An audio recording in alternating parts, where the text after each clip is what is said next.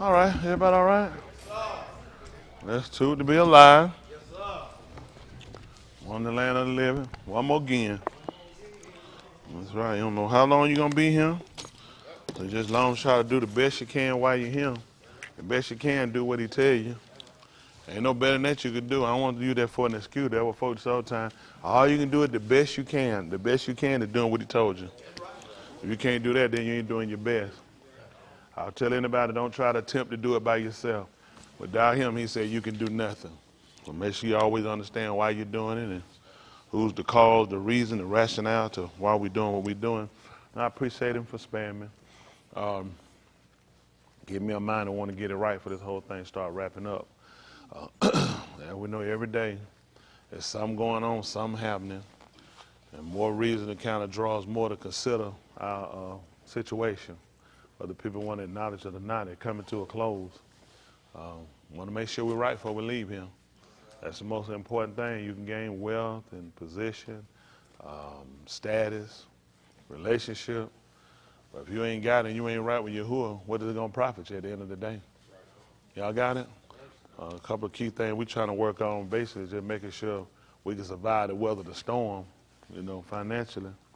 But most of all, ruach and spiritually is what we're trying to make sure we accomplish. And make sure we keep a certain state of health. You got to start these people hospitals as much as possible, and start these people clinics and other places they give you, because all they're doing is making patients right now. See, a lot of times people don't realize the same thing they do with most times. If you look at prisoners of war, if you look, you don't feed them to get fat. You'll never see nobody built, cut up from being no prisoner of war. Even with prisons, you see what they started doing, they started taking the weights out. They started making sure they try to reduce the food, make them pay for their food, and you keep them down. The stuff they buy is junk. Got to think about it. Can I afford for everybody in the prison to be bigger than me? Stronger than me? What can happen with that? So I can afford at the government, I got more citizens than I got officials. I can afford for the people to be strong and healthy. I need the people sick. Sick people ain't got to fight on them. Sick people just worry about their health. Poor people just worry about trying to get something. So a lot of times people don't realize, even the book tells you that we're not wrestling against no flesh and blood. We're wrestling against principalities. Even with Yahushua, we know the demon was to keep the man from being a ruler, from overthrowing government. But don't be stupid. They knew to make the man sick, make the man health an issue. That's why they're going to poison you. A lot of stuff they look at do, it's about depleting you. With Shamshun, why they didn't run and try to take him while he was still strong? Find the source of his strength and take him down. That's why you move Africans out of Africa and you move them to America, other indigenous places. Well, not indigenous, but other places that's actually not their homegrown place. So they had a history, had your knowledge, you had your religion, you had your culture. You move them somewhere else and you give them a different diet. Next thing you know, here we are. Now all of the people of so-called color, we divided. We hate each other. Africans hate Americans, Americans hate Africans. We're not talking about every individual, but basically that's the hate of it. Everybody look at each other, we're talking great, but we all feel like the other one is dumber than us. We've been told all of them walk around with bones in their head and earrings in it. I'm thinking about what's our actual picture of Africa with people, the African people. What is it? Suits and ties, driving BMWs, Mercedes, walking. Primitive. That's what they teach us, that all Africa is still primitive. And white people got all their knowledge and wealth from Africa. Because then when you see Europe, what do you think about? White people walking around with their hair to the ground, walking around living in shacks. What y'all think, living in mobile homes and trailers? There's nobody who see that, white American living like that over there. Nobody has no image of white people in no trailer, living up in no woods and no state. They see all white American with working, owning corporate buildings, living in nice family housing. All of them got 2, 3 cars, vacation, and mobile home. That's the image they want to portray to people.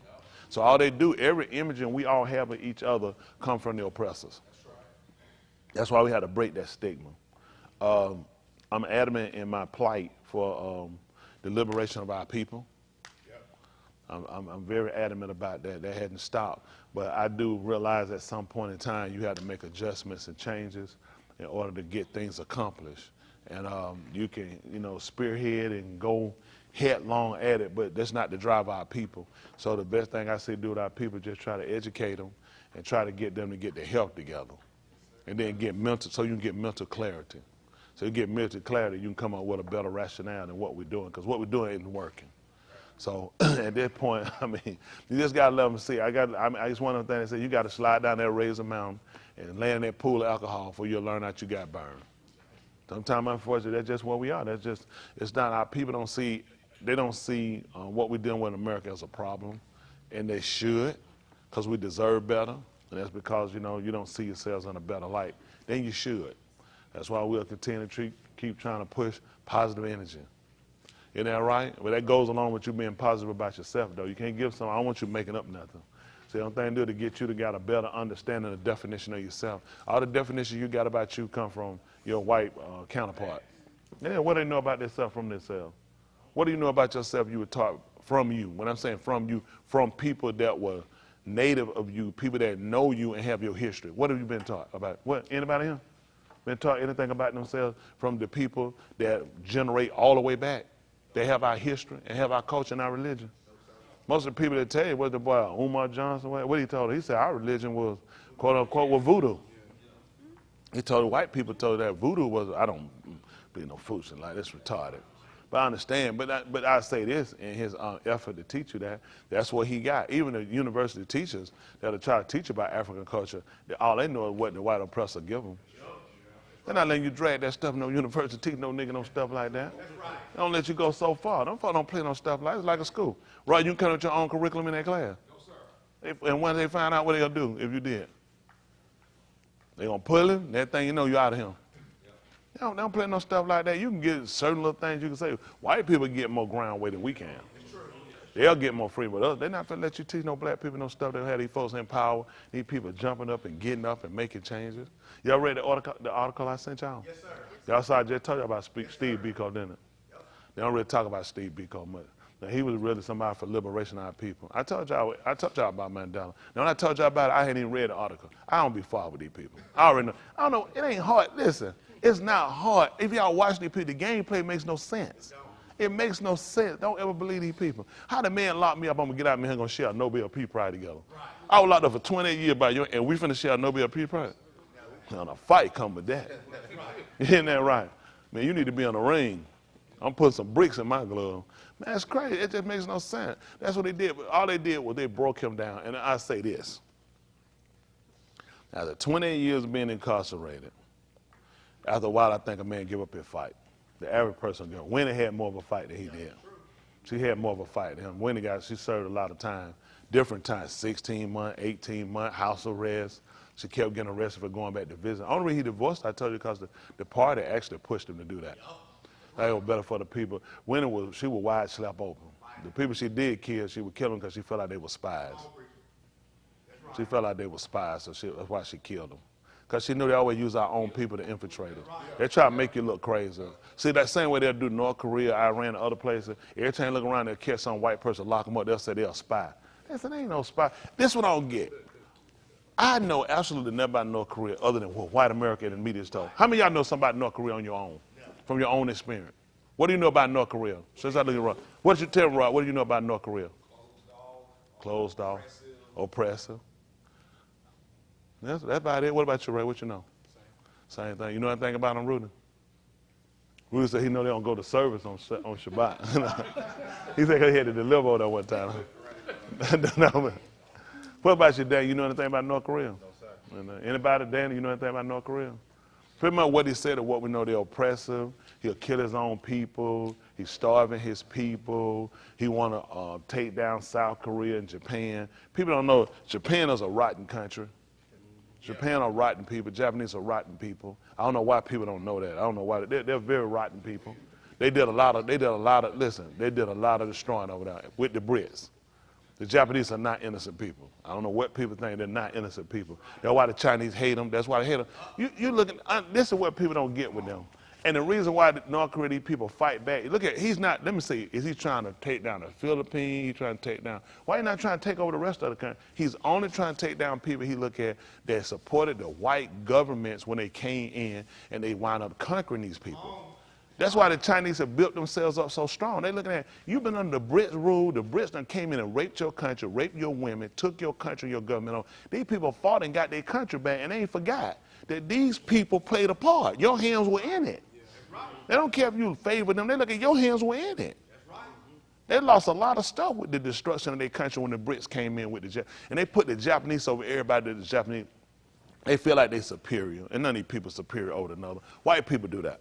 Same thing they do with niggas. Light skinned is better than dark skinned. We got the same thing.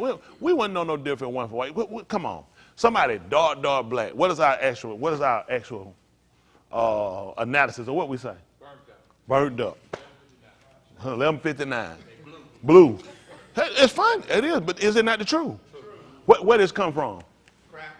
White folk. That's right. The oppressive cracker. The white man taught us to hate each other. So we all have this little stem against one another. So even with white, they put against them. Northerners hate Southerners, hate Northerners. Southerners hate them because they feel like Northerners feel like they better than them. Northerners, they feel like, man, y'all got so barbaric. But it's not every thought. That's the divide you keep so nobody can get together and they start discussing the differences or indifferences and they come together and see we have more similarity than we have differences. We actually have more in common than we have to hate each other. But we keep it the way we're going to where light skin don't deal with, like a kid that's biracial, they'll call it. What you going to say? Oh, that's okay. You know they're going to get a chance because they're biracial. If I looked almost white, I have it too. A lot of them have made it off of their own merits. But when they get it, what we going to hear? What we going to say? Of course they got it because they have white. So they did it. You think the master wasn't smart when he looked, okay, I'm going to take that really fair-skinned child. I know mine, bring him in the house and let the rest of them look at him. What you think all the rest of the kids look when you come back out the house? What you on here with us for? Ain't you white? Yep. So now the biracial kid begins to hate them because of the hatred that they received from the other dark-skinned kid. That was only done by who? Nobody looks at the master. Did this biracial kid create themselves? No. See, we don't even think like that. That's why I told you, the person that killed me, don't look at them, look at a system. Right. Yes, sir. Yes, sir. You'll waste time. That's right. There's a system involved with it. But they always they can get you focused on the little man, you'll never see the bigger issue. Yes, sir. They're like gang. The black guy that sit on the corner is responsible for all of the opioids, the fentanyl, the crack. One nigga on the corner responsible for all that. Then they said, what we need to do is get his handler. His handler is responsible for all that. That's a system. That's a system. Because when we get him, you tell me that boy on the corner got to connect to go inside Publix pharmacy and Kroger's pharmacy. We need to think about it before we say that. How many of y'all have been to a pharmacy before? How many of y'all don't remember y'all see a nigga come in, he'll have a party behind out, be dragging, he'll go behind them, and he'll go back there, you'll see him going in them bags and all like that, him and the homeboy be playing some rap music, have on them beat headphones. Y'all ain't never seen that before? I see it all the time when I go down. I said, look at that. Wow, that's how they getting the drug. They walking in here getting it. The pharmaceutical company is responsible for putting this stuff out here. How would you know anything about these drugs? How do you know anything about any drug? The average of us, if you took us in the pharmacy and said, go through here, we don't know nothing but other than what we done got from a doctor somebody told us. We might recognize name for something we've been prescribed. The average of what we wouldn't know what we were looking at. Couldn't find your way through. How do you know this? How do you know that a couple of granules, a couple of salt granules of fentanyl is enough to kill a human being? Right. What nigga did the math on that? You have to be a scientist to know that. That's right. That's right. Do you understand what you have to do to do this type of stuff?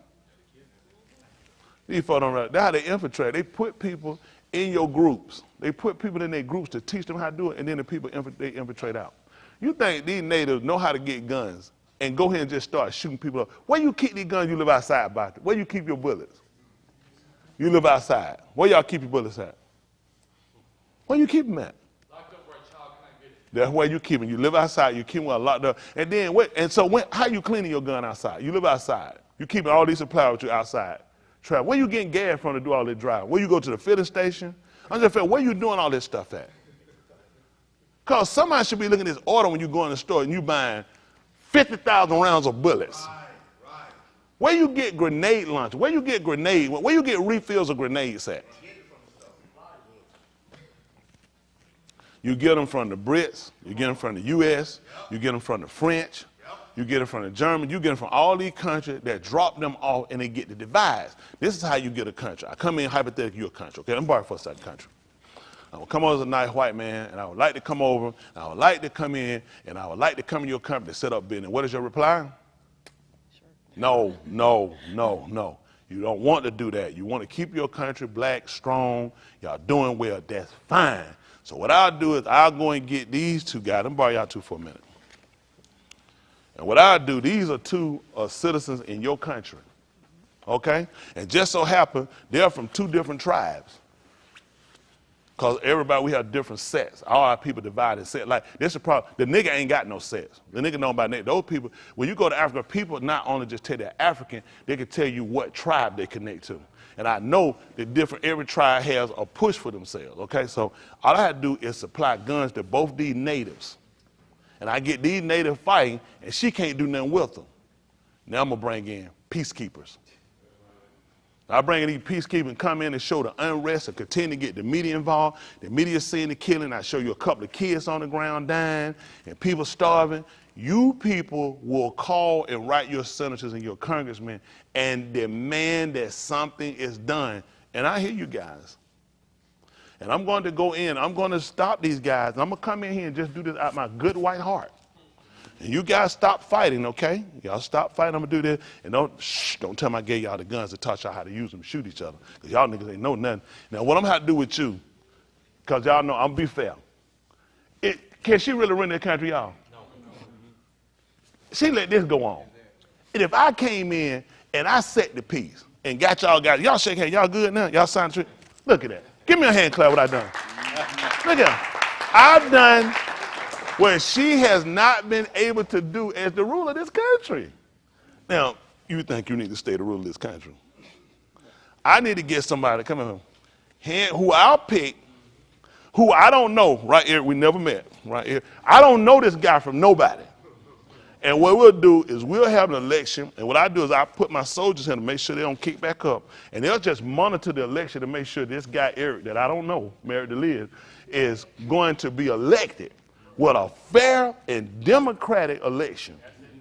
And through Eric, when he miraculously get elected out of nowhere, because I don't know him, and it was a fair election, we monitored the election, he'll set up policy that would allow me to come in, and I'll bring in other white entities. We'll set up corporations to start rebuilding all the stuff they tore up, because we want the country back strong, and the people need to go. And I'm going to need some sissies, some bulldaggers, I'm going to need some dope heads.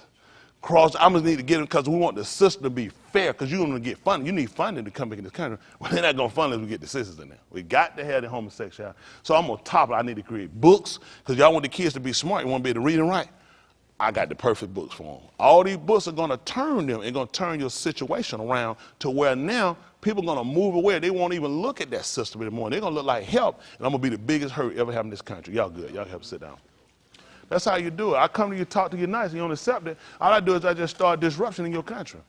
Disruption in your country give me an opportunity to come back into your country. And then I'll come in and I'll overtake your country. It's time to have another election. That's all we do. Let's have an election.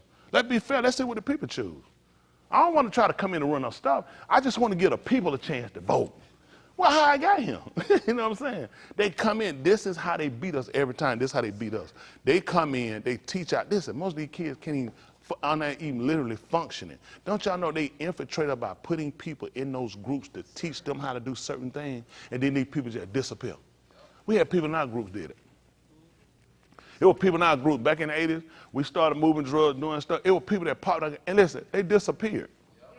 These people disappeared out of nowhere. You look around, where they at? Listen, just disappeared. See, nobody ever talked to y'all like this. These are things that people don't consider. They infiltrate all these little groups. It's not hard. It's not hard to infiltrate gangs. Average these guys have felonies. They have pending court cases. All you do is you just render them and you get them, and you get these guys to bring you in. On the threat of they're going to be going the rest of their life to prison. Those people that bring you in, get you in, so you see how they monitor. You get in what you need done. You teach them what you need them to know, then you get back out. You create the storm, you create the whirlwind. So I ain't the bad person, the gangs are, that I train. How do you guys know how to catch a train in Chicago?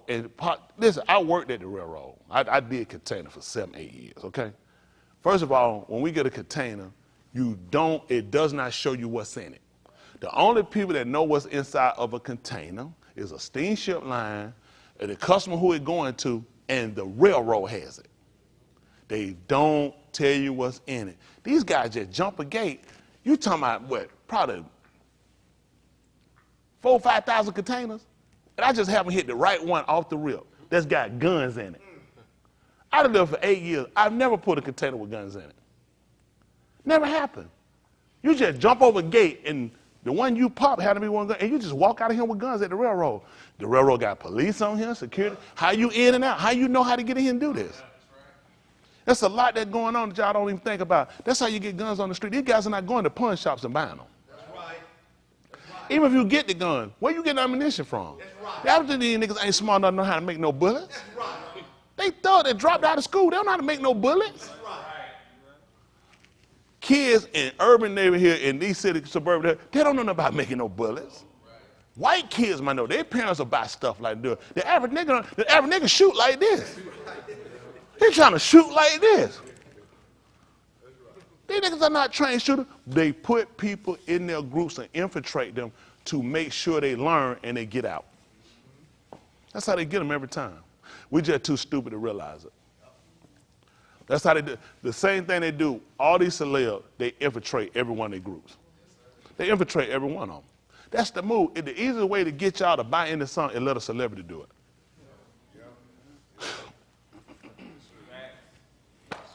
LeBron James just popped up on himself, woke up one morning, and him and Wayne decided they want a pocketbook with a dog head on it. They just woke up all of a sudden out of nowhere.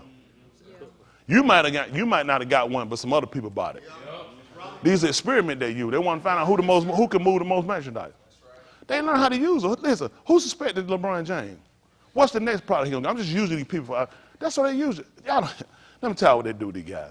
They get these guys, they got to keep too many folks around them, and they know it's too easy to infiltrate them through women. Let me tell you something. I'm old school, okay? I came in the 80s.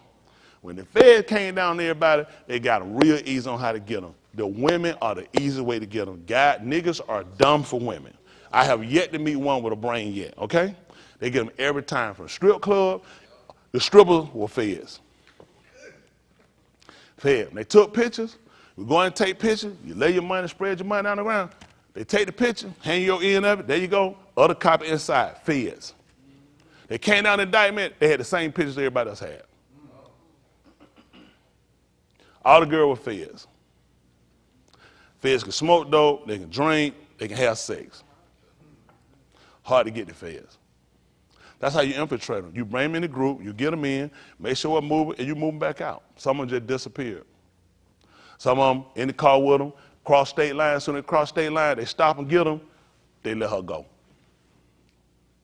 You got drugs in the car, you got the girl in the car. How you let her go?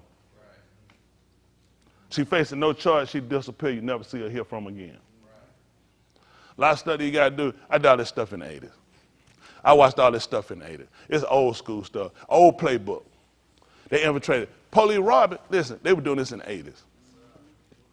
We had a friend getting robbed. We knew it was the police. Every time we knew it was. They were too slow getting out. The whole thing didn't make sense. The whole thing didn't line to make no sense whatsoever. They would rob you.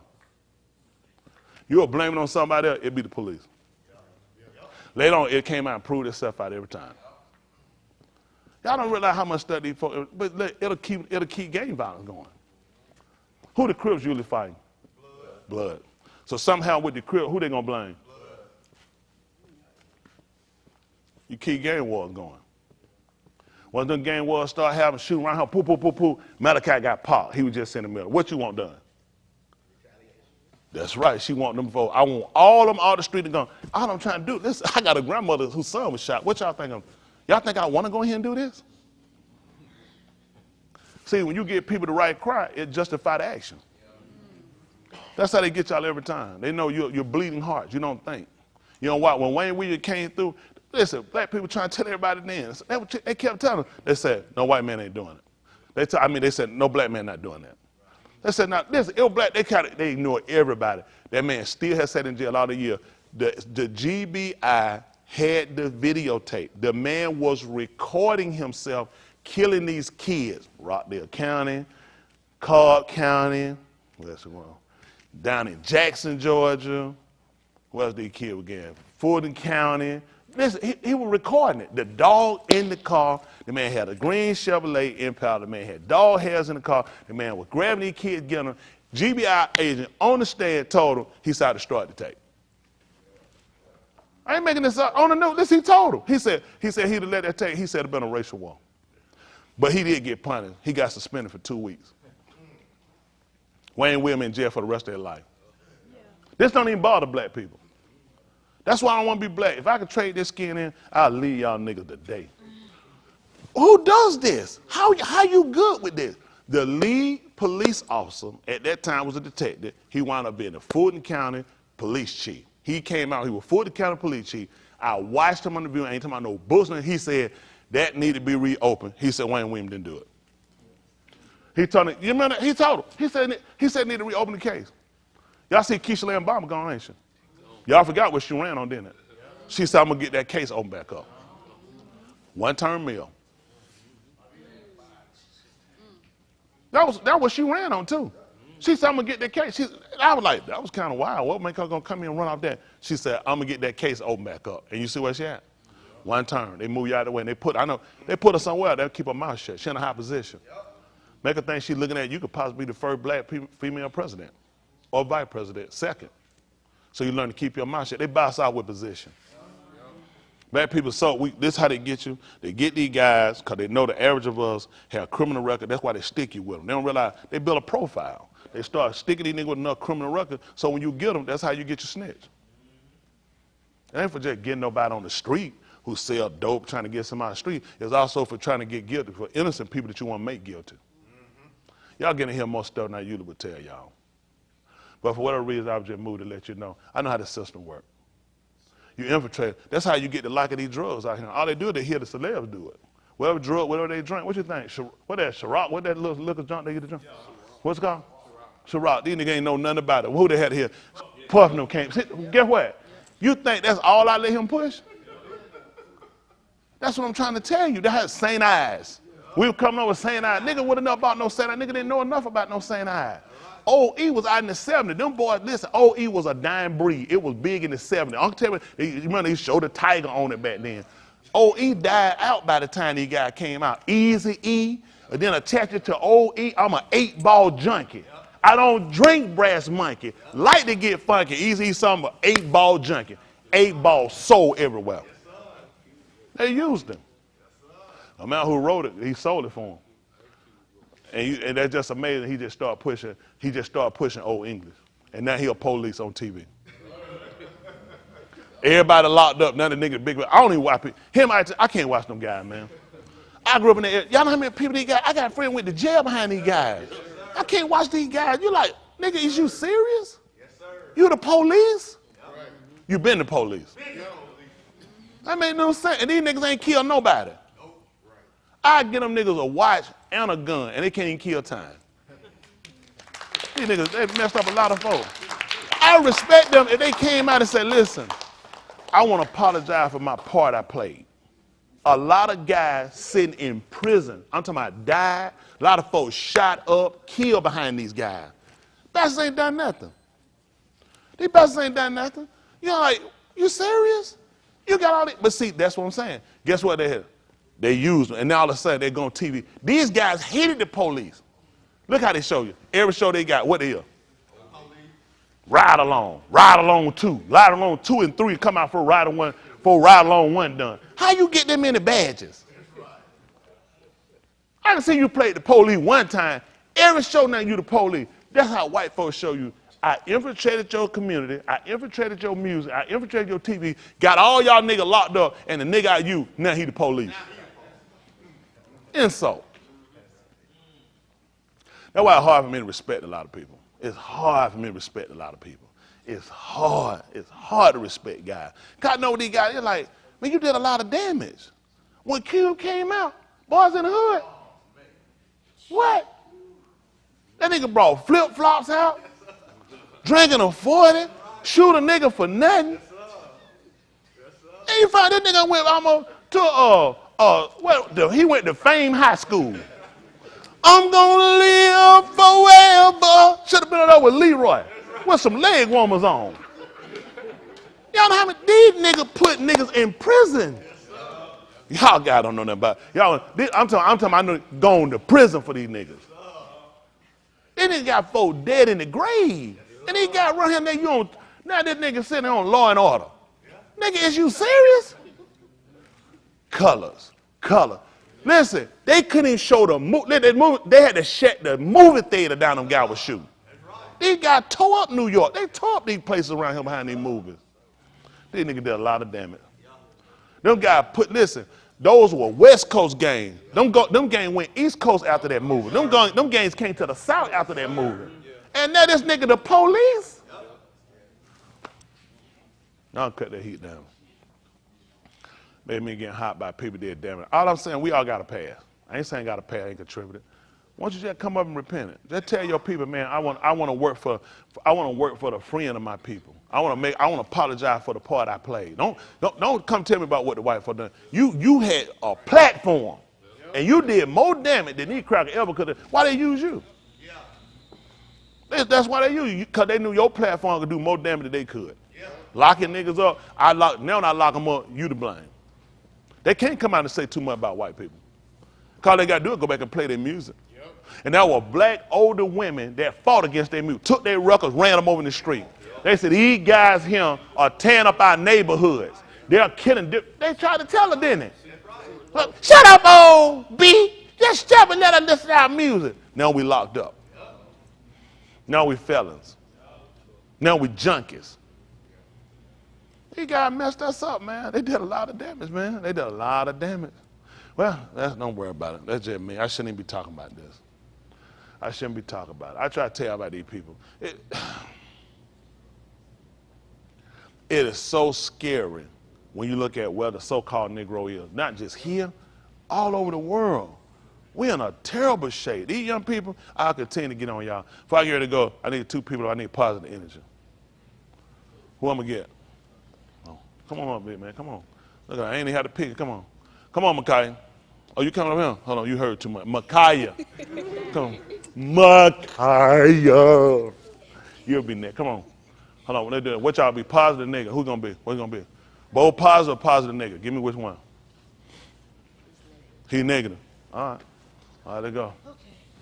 Positive energy, negative energy. Take one.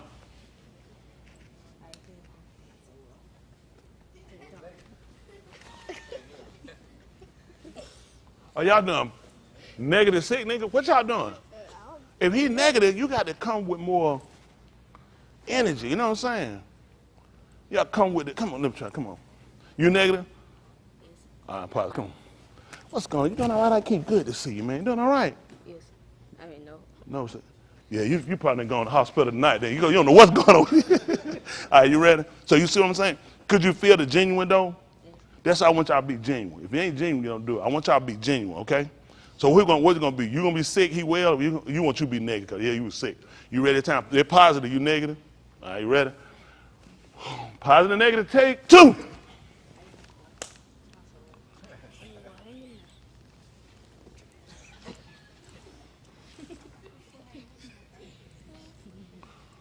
Did I miss something? What happened? What happened? This man finna fall out. You couldn't help me. You good? You tried to hit him. What did he say? He said, not so well. He said, not so what you say? I said, well, hang in there. Well, hang in now. I need to hear you. Talk to him. Give him a little more power. Now, you ready? You ready? Woo! Positive, back up. Just right there. Come on. Positive, negative, take three.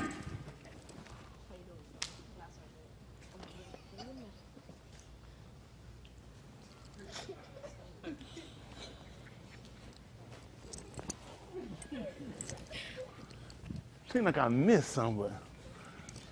Could y'all hear him? No. We need some energy, like energy now, all right? You just kind of this pen. Come on. How you doing? Like, keep doing all right? What's wrong with you? You ain't got that damn COVID, do you? No. We just checking. You don't never know, though. You got to ask. No, y'all ready? Something wrong, man. It's the temperature. Y'all ready? Y'all ready? Negative, positive? Well, you be negative this time, won't you? Positive. You ready? Where your energy at before you go? Do we need to plug you up to one of them light switches? Energy, you ready? Energy, ready? Whoo! Positive, negative? Who negative? Who negative? Back up just a little bit. Ready? Micaiah? No, Micaiah going to be positive. You're going to be negative so he can see where he at. Y'all ready? All right, positive, negative, take 15.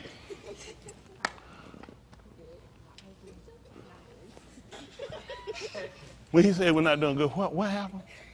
I said, say strong. Say what? Say strong. God said it to him like me. Oh, I didn't hear I ain't gonna stay strong. You didn't hear him either. That man ready to shoot himself. He need to hear you with that energy. Got it? You don't want nothing to happen to him, do you? No. You don't want nothing to happen to you, do you? See, that's the first thing. What you giving out is what you want for yourself. You want him to give you what you would want somebody to give you if he was in that state. I want y'all to remember that. Y'all got it? So want to be positive, and you want to give them feel that energy without tying yourself in. Man, tell me what all you got going on. Now you too tied into the nigga stuff. Don't do that. Niggas won't shut up. Don't give no phone numbers, no texting.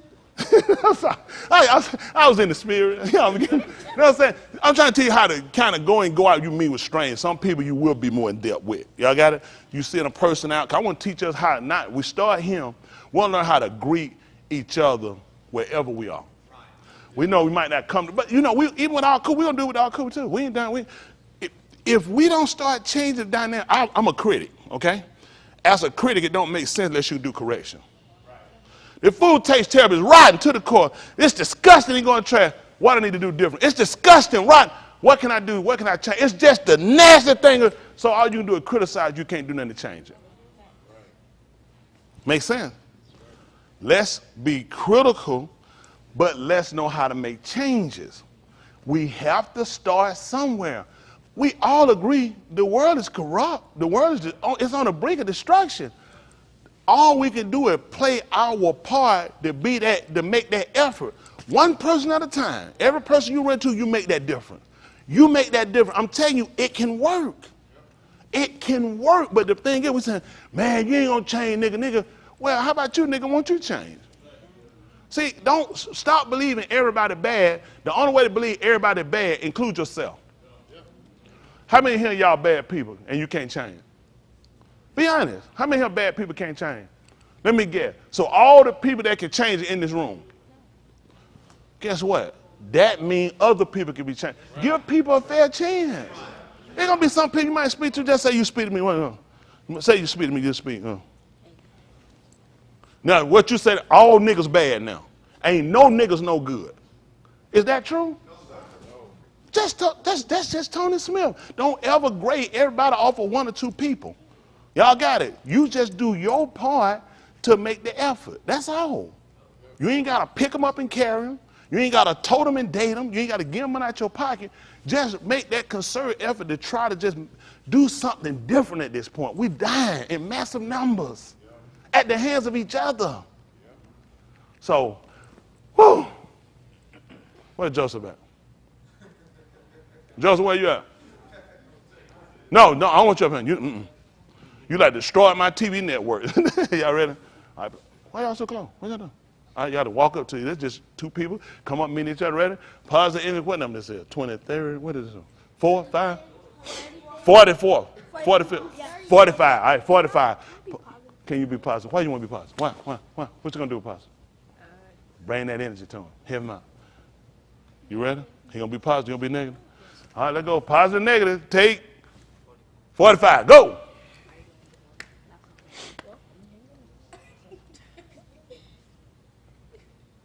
How you feel? You felt like he was genuine? You do? Well, that's the main thing. All right, that's good. At least he say he felt like he was genuine.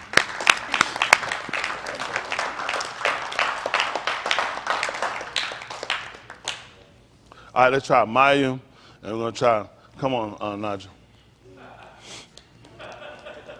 Come on, Maya. Maya, you been around here. Me and Maya went to elementary together. Come on. You remember back in our days. Come on up, sweetie.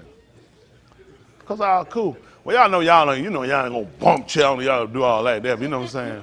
That's all cool, though. You know, you can be firm and get each other that contact and just, just trying to be positive. When y'all know, and then this is the thing with women are cool.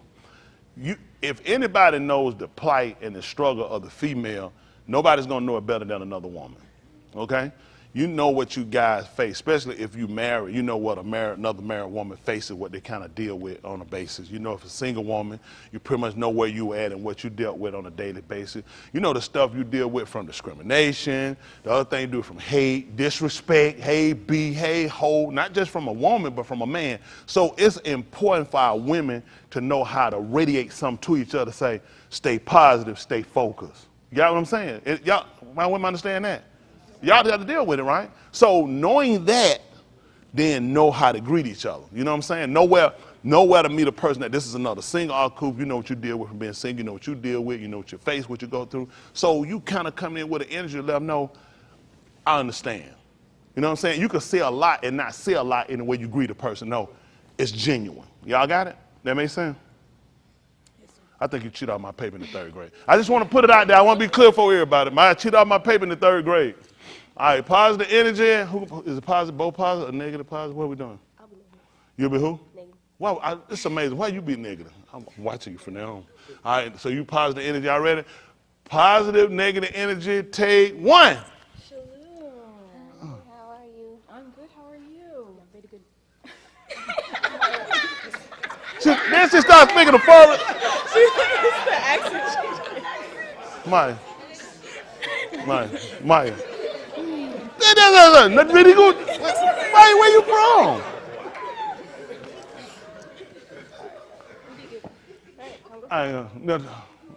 But I like the energy though. It was good energy, really good. Y'all out kid. Y'all in trouble. Y'all in trouble. Positive energy. Take. Hey, crazy Maya. Take 2. Yeah. Shalom. Hi, how are you? I'm good, Maya. How are you? What's wrong? Oh, okay. You going to service? You want to listen to the bar? No. So you just got to leave Maya alone. She got too many problems. Oh, y'all did good, though. Give them a hand clap. Did good. I mean, y'all did great. That's what I'm saying. But see, when she said not very good, she kind of, what she did, she knew how to talk with her. So a person, if you meet, because what I'm saying, we start him. We're taking it on the streets. We're taking it to where we go. Our energy, trying to transfer it, to try to change the dynamics around us.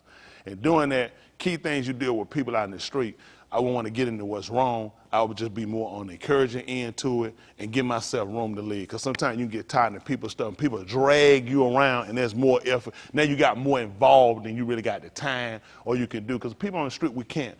Let's just start with with us, yes, engage to a point because we know we connect to each other. Let me see something. Do I have something you can tie? Something I can tie around. There's a rope, a cord. Somebody got something? They might get 2 people. I'll just show you. Well, how long is it? How many people can tie? Let me see. That's good. I got something. Thanks, sweetie. Not on time, come on, Wonder Woman. I want to use, let me use them 2 right quick. I'm going to use 2. Okay, let me use y'all 2 right quick. Come on up here. Come up here. Stand side by side right here. Come up this way, I can see y'all. So I have Eric right here. Come over this way a little bit here. Come right here. All right. Come on.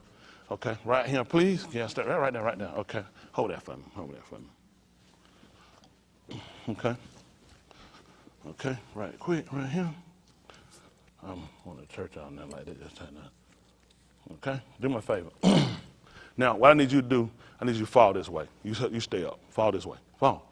Like, fall this way. What's the problem? No, hold your own. Hold your own. Come on. Fall. Right, you're heavy. Mike, I need you to fall this way.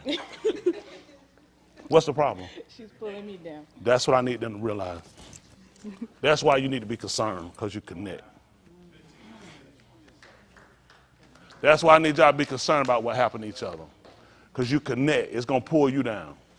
So the smart thing for you to do is to keep her up. So once you know where you connect and how things work, then you kind of move differently. When you feel like, now, and I had that tied around me, and Maya felt, really, that's just Maya. Whatever she got going, her equilibrium, whether she's sick, whether she's drunk, whether she on crack. But when you connect with, regardless of what the situation is, it affects you. So it's to your benefit to make sure she's stable, that she can stand. Every member needs to have that mindset. Ain't no more that's done. I can't worry about it. I can't worry about you. I can't worry about you. But then if I fall, it's going to cost you eventually. Right. It can cost, if she did, had she fallen to the ground, where were you going? Right down. So you, now, Yeah, it was going to be uncomfortable. It was going to be difficult. It was going to be a challenge. But guess what? It was going to cost you more if you fell with them. Yes, sir. Got that? That's how we got to think. Until you can get people to understand those analogies and get people to see why it's to our benefit to do what we do, we'll just keep being the same people. Even with religion, people had to agree for him. When I was at church, I thought we were pretty close from the other two churches I remember of. But then you realize it was just there in the building. It wasn't when you left. It wasn't a genuine connect. You hit the part of people trying to get out, I got to go. Everybody trying to get to where they're going. It wasn't connected. We realized we still bond. We only come in here to refuel, re-energize about information. Make sure we stand ground with our spirituality, because at the end of the day, when I don't see you, whatever, it's what we've been taught is what I'm going to use to combat what I don't have when you ain't there. When I ain't got you to be there, it'll say, hey, stay focused, Tony, this is what we're supposed to do. We've been hearing the same word. All the encouragement you give me is based on what we've been taught. So then what you want to shut your mouth. This is what we've been taught. This is what I eat. This is what I believe. This is what you believe. And when you're not there, it should be radiated in my mind to keep me stable. Because you're out here, like you said, you're doing a lot of wrestling. Whether guys dress inappropriate, women dress inappropriate, whether it's other people being rude, obnoxious to you, whether it's just challenging your health, whatever it is you face a challenge, and you got to try to embody all that and still stay sane. It's not hard to believe. Man, what made somebody just go in and start shooting up a school? Y'all know how much pressure on these teenagers? That's a lot on the teenage kid. People don't realize, kids commit suicide is not hard and hard to believe. I don't know why people act like it's so unimaginable. They don't have the pressure being a kid. You wear the wrong thing, you smell a certain way, and that thing get on. You're a girl, you walk in that school, you smell like fish. One time, you're done. Hey, Fishy, Captain D, Long John Silver. You done. It could be 8th grade, you got a boyfriend, 11th grade, you done changed. That's Captain D's. Hey, mother, I'm just using for, am I making this up? So a kid looking at, I have to hear this for the entire duration of my high school year, and everybody's laughing, everybody's looking. I ain't gonna get a boyfriend, ain't gonna have nobody. Guess what I need to do? Kill myself. Boy, get a bad reputation, get a bad name, get scarred on her, and he has to deal and fight through that element. These kids don't process things the same way. Things play away. If you give in to something, people keep using it for fuel to fight you. When people say it don't hurt you, it don't work. It don't work. Because the only reason people say something to hurt you is to hurt you. So if it don't hurt you, why am I keep saying that? It don't hurt you. It don't bother you. So we have to teach our young people how to take things in, but don't let that wear on your back. You'll get past it.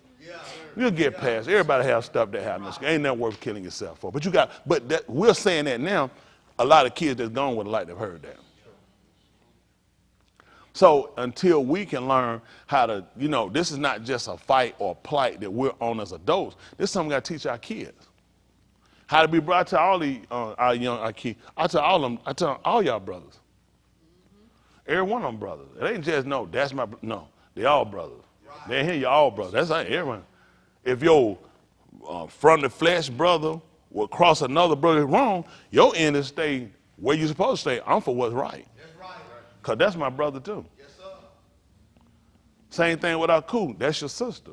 It don't matter if somebody come biologically from your mother. That's what Yahuah told when they told him his mother, his brother, and all them were desiring to sin. He looked around the room. He said, these are my mother, my brothers, and my sister. He said, those that do the will of my Father. Yes, he said, the same, not the same. Because you know why he could say that? He recognized what connected him to Yahuah. It wasn't the flesh. It was because I do the will. Come on, sir. Yes, sir. The will is what actually connected him to Yahuah, not the flesh. What are he going to do with flesh? We were flesh, and yet we weren't his sons. That's right. He says the will. Who will do the will? Who will attach themselves to stay compliant with it? Say, that's my brother. That's my sister. That's my mother. Y'all got it? Yes, I know we don't see that way. We say, well, it's kind of saying. It wasn't a saying. It was actuality. It was actuality. That's what he looked at. That's my brother. Hello? Yes, sir. When we found out about Lut and Abraham, what was the relation? Nephew and uncle. Who was the nephew? Lut, who they called Lot, and the uncle was? Abraham. Why did Abraham call him his uncle? That's right. Connected. He called me brother. He said that was my brother. He said, I moved that stuff out of the way. We ain't got no niece and nephew. All we got sons and daughters and brothers and sisters. That's right. I ain't got no spiritual cousin. Right. You done went too far with the cousin. You can see when he showed relate. All the relation he had was husband, wives, right. Mother, father, right. Sister, and brother. Right. He had no cousins. He said, I don't know how to connect no cousin. See, that's why we so far off. We had to learn. That's all we got. We got mother, father, sisters, and brothers. Y'all got it? Yes, sir. That's what he put. He had the aunts and the aunts and uncles like that, and nephews, nieces to that end. But they all looked at when it come down to brothers and sisters, mothers and fathers. That we had. Because you know what you do? You keep the family structure. You keep the family. That's what the family structure is, ain't it? Folks that live in your house, your mother, your brother, your sister, your father. So that's why you kept that. So guess what? Because we was of the same house. Yes, sir. Hello? Yes, sir. Did that make sense to y'all? Yes, sir. If we're going to change out there, we got to practice it in here. That's right. You know, you don't practice. Y'all play football, basketball. You remember practicing in the game? What happened in the game? Game time. When we get out of here, it's game time. You remember practicing track when y'all was in the meet? No, sir. What you doing? Running. Got time to. That's what it is. It's actual when we get out there. And here we practice to make sure we get it right. That's why we come in, we go back over it, we go through we go over the instructions just like with them. They went over the playbook. This is the playbook we're gonna go over. The playbook gonna set the principle, let us know, remember to play. Remember your play. It don't matter. Sometimes like when you receive them, if you had to run out, let me ask you a question. Let me borrow it for a second. No, I'm borrowing it for a second. Borrow a nigga, take two. No, hypothetical. So just showing. So just say the play. You're going out maybe 10, 15. Then you cutting the crawl. That's your play. Now, that's your play. All right, ready? Ready. Yeah. Hike. I'm trying to jam you up, right? Mm-hmm. That's what I'm trying. That's my goal. Try to jam you up. What you got to do? Get around you. Come on. I mean, what you got to do here. Cause so the play. When they taught him to play, they teach him to play.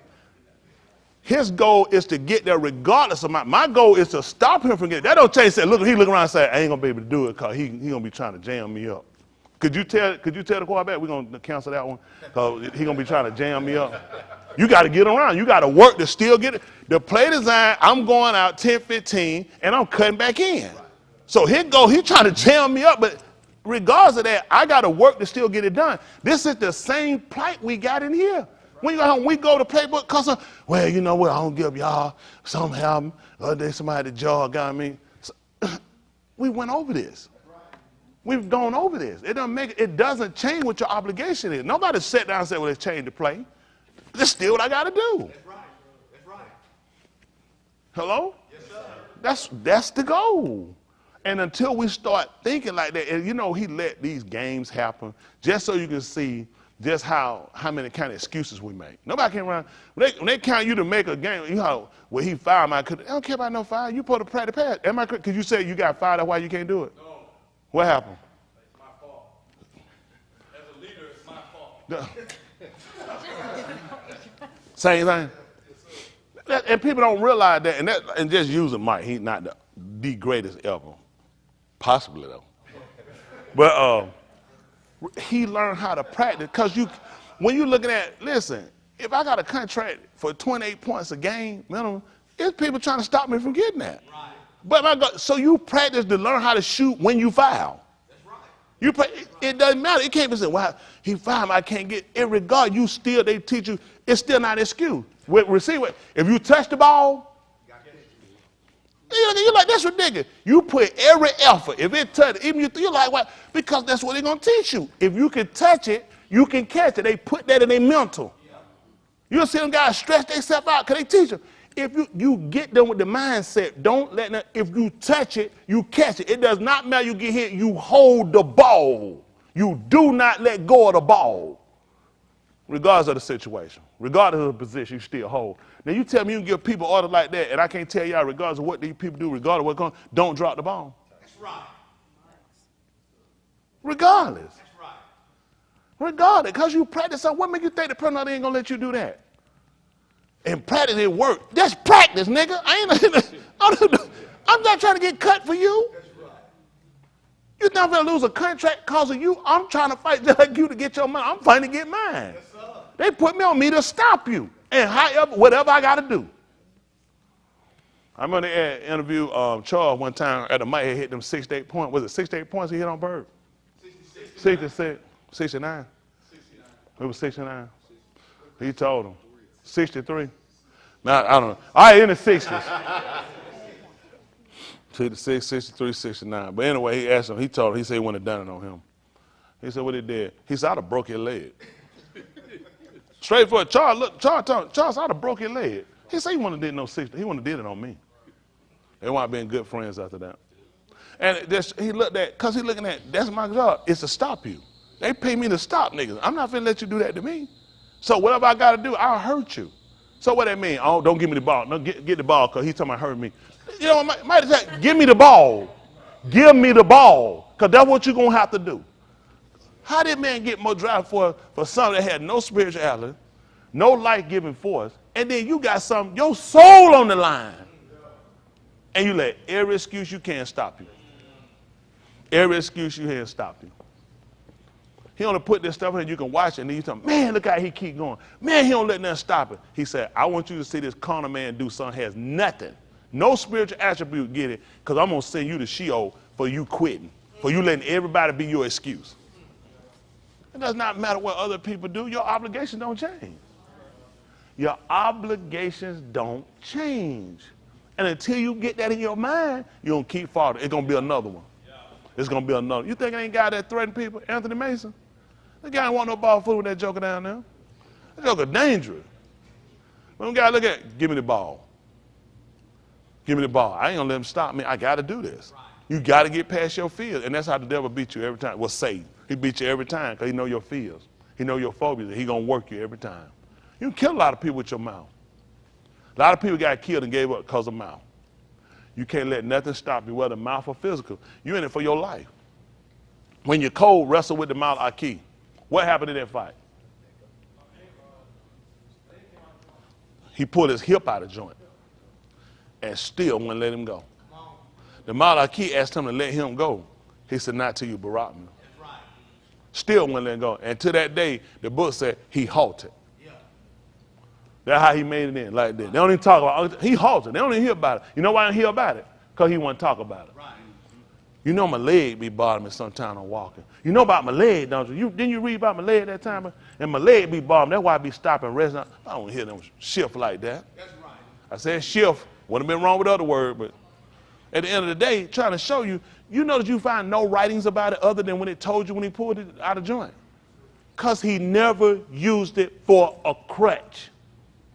He never used it for a crutch. You guys use everything for a crutch. Y'all, some of y'all niggas, y'all will put a crutch on a wheelchair. An excuse. You can't, I don't make no excuses. I just don't make the excuse. I just do what I got to do. I know what it is. I recognize what I got to do. At the end of the day, I just got to push past it. That's how I'm going to do it. I'm going to have to push past it. Otherwise, it's going to hold me back. Sometimes I do stuff, I just like to see what I want to do. Well, God, I said, I don't feel it. And I don't. I said, well, I got to see what I can do when I don't feel it. Anybody can feel good and do something. What you can do when you don't feel good. I told him that dinner. I said, well, you know what you can do when you feel good. What can you do when you don't feel good? I like to push. I want to know where I'm at. Let me just see what I can do. I remember I mentioned to him, I mentioned to you and the other one, I don't know who I told him. I said, so what's your enemy going to do? He said, well, you don't feel good, give you a break. I said, what makes you think your challenge is going to come one day when you're feeling good? Who does that? People count on you not to be your best. People count on you to be out of pocket. They count on you. That's the easiest way to beat you. It's up to you to set yourself, realize you're in a war. Yes, sir. You're at war, people. This is the highest code level. You're at war. And this battle you fight is not only people on the outside. I'm talking about the different entities or things that people use to tell you. You can be the biggest hurt of yourself. You got to push past yourself. Ain't nobody got to stop you. Sometimes you can stop yourself. That's why a lot of y'all are in the same position, because you stop yourself. You're afraid to push past you. You don't bought into that's you, and as far as you can go. And you're right, as far as you can go. So the worst thing for you is you. So y'all didn't even think about it, did it? You thought it was all white men, didn't it? So it is. A lot of people, the biggest thing that stopped them is them. Yeah, because you set the boundaries for yourself to say, this as far as I can go. I got to stop. I can't do no more than this. And that's exactly as far as you can go. And ain't nobody out there. You done bought into the psychosis. You've been the biggest hurt to yourself. You want an excuse to keep you back. You want an excuse so you don't have to push. Hello? How many of y'all can admit that you've been a hold up of yourself? See that? See? That's the first thing with change. People don't recognize that sometimes, realize them. Well, you don't want to do too much. You got to be careful. It ain't about doing too much. You just don't want to be too comfortable. Right. Especially when you're sitting in a year we're looking at, now we're here in famine time. They're closing in more and more on them. Now you got to look at what you put up. That time to grind, know what you had to do in a good time when you've been able. He told you, remember your creator. When was it again? What was supposed to happen? That's right. For the Rosh time come. And now we're about to hit them. What was your mind at before? That's why we're trying to put up and lay up with him, like he said, a good foundation. That's what he told. We're trying to lay up a good foundation with him now. Against the storm to come. Foundation at point, you're going to build a building. Believe it or not, you're going to need a good foundation. And that's right. Then you got to make sure it's structurally sound. You got to have something based upon. That's why we're making sure we got Yahuah as the cornerstone, got him as the foundation. Then we're going through this book to learn how to construct it. So guess what? We already know the wind coming. We already know the waves coming. And when they beat upon it, it ain't going to fall because they're built on a rock. Listen, there's going to be some deaths going to come in our lives, some sickness, some cancer diagnosis. It's going to be some job layoff, career, homes lost, evictions, just all this stuff coming. All these different things can come at you. Where you need to be at? Ruach, where you need to be at? A lot of this is going to crash people and show you where you're at. Yeah. That's how you got to put up and you got to put in yourself. Why these things not possible? Why they not possible? They may have put some of you in drain every dime you got. It ain't about how much you saved up. And how much you got put up in him. Oh, everybody, I'm trying to be ready. Who been keeping you all this time? I know. It all happened because we come and we look at that, and he'll show you. A lot of people lost a whole lot, and you ain't going to believe it. He showed you, you still made it. You said, if I'd have had that, he said, you'd have had it, it wouldn't have done it. Now I want to show you what you do with me. Because a lot of stuff we'll start to look at the things, we won't look at him. People don't realize, and I know this because I've done it. I've been guilty of it in the past of doing it. You'll look at things, you'll feel like things give you security. They don't. He just loan them to you. And he'll come and get them. You'll feel like it's certain stuff. He even talked about a man who had much goods. Had stuff laid up. What they wore for 2 days? Many years. Many should not. And he was going to tear down his old barns and do what? And he going to tell his soul to do what? Tell it rest easy. He laid up. He said, you're a fool. Said, this night your soul required. So now who you going to get that you got laid up? That man said, I got enough good laid up for many years. He said, you're a fool. He said, because tonight your soul been required. Now who you don't get that you got laid up? He only did it because he wanted to just show us something. He just need to show everybody, you ain't miss a beat. Might not have been what you wanted. He just showed you. Think about it. What we thought was going to keep us and make us, he said, it won't do it. He don't want to keep you. Even the book declared, except Yahuah, he watch over the city. You get every security guard you want. They'll miss it. He said, except I'm watching over the city. He said, watching in vain. He said, except I build a house. He said, you labored in vain when you built it. It's coming down. That's why all these countries coming down. You know what he's doing? He executing judgment on all of the Philippines. All of them got booed. Listen, Philippines just got their worst flooding ever. One of their worst floodings ever. It was 49 dead. They don't know how many minutes. Listen. When I tell you that water, it ain't sitting still. It's moving. Yahuah is talking. All these niggas ran out here want to put on that little sheet and had one tit out looking like Buddha. Come on home. Come on home, nigga. I know it wasn't going to last long. Put that fork down and come on get them collard green, nigga. I knew they had to come back and sell. Come on back and get the collard green and chitlin, nigga. The spiritual chitlin. I'm telling you, everybody got to come back. He tearing it down. He executing judgment on all their gods. It's bad for everybody. You're all of them. It's bad for all. They don't play around, give that old creed religion. Everybody going to have to turn around. They got to acknowledge him. He tearing, listen, who would have ever thought Europe would become unstable financially? It was unimaginable. These people create economies. They are the wave. Talking about a wave. They are the wave. Yahuah said, listen, I'm drowning them. I'm taking them down. Everybody coming down. He executed judgment on all these gods. All he's trying to do is make sure people get their minds settled. These people can't stop him. All we got to do is just stay united. That's all we got to do is stay. He's taking them down. He told her, he said, all the Elohims of the nation. He said, they idols. But the Yahuah Elohim, he made the Shamayim. Yes, sir. That's why when everybody acknowledged, they let him know who he was. I ain't just talking about no Elohim. They all acknowledged. We talking about, he said, I'm talking about the one that made the Shamayim. Yeah. And the alarm. Yeah. None of us just said Yahuah. When Yahuah told what he let them know, I'm talking about the one they said, oh, you serve a different God. Everybody know they know they God ain't made their planet.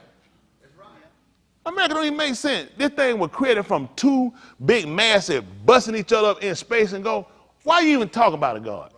Right. All this stuff just boom, bust out, and here go all these planets, Big Bang Theory. These folks, why you believe in anything else? The Greeks done told the folk that the whole thing was a plate sitting on the back of a turtle. The other folk done come on and run told it was an atlas on the back of on a man's back, told the planet. All these folk done made up all kind of anything that stop acknowledging Elohim.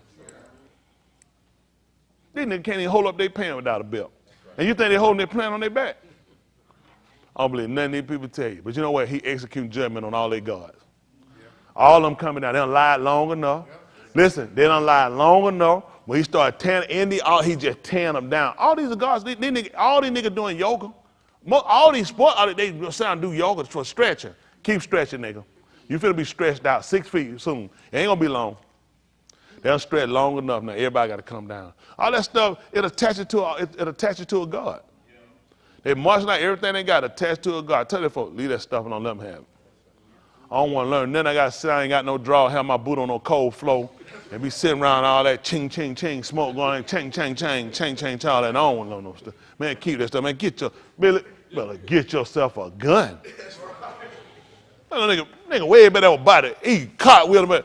Come on, look closer. Look close. You finna get shot. That's right. As soon as you stop flipping, ha, bow. That's it right there. And I'm telling you, leave a note on it. You should have got yourself a gun.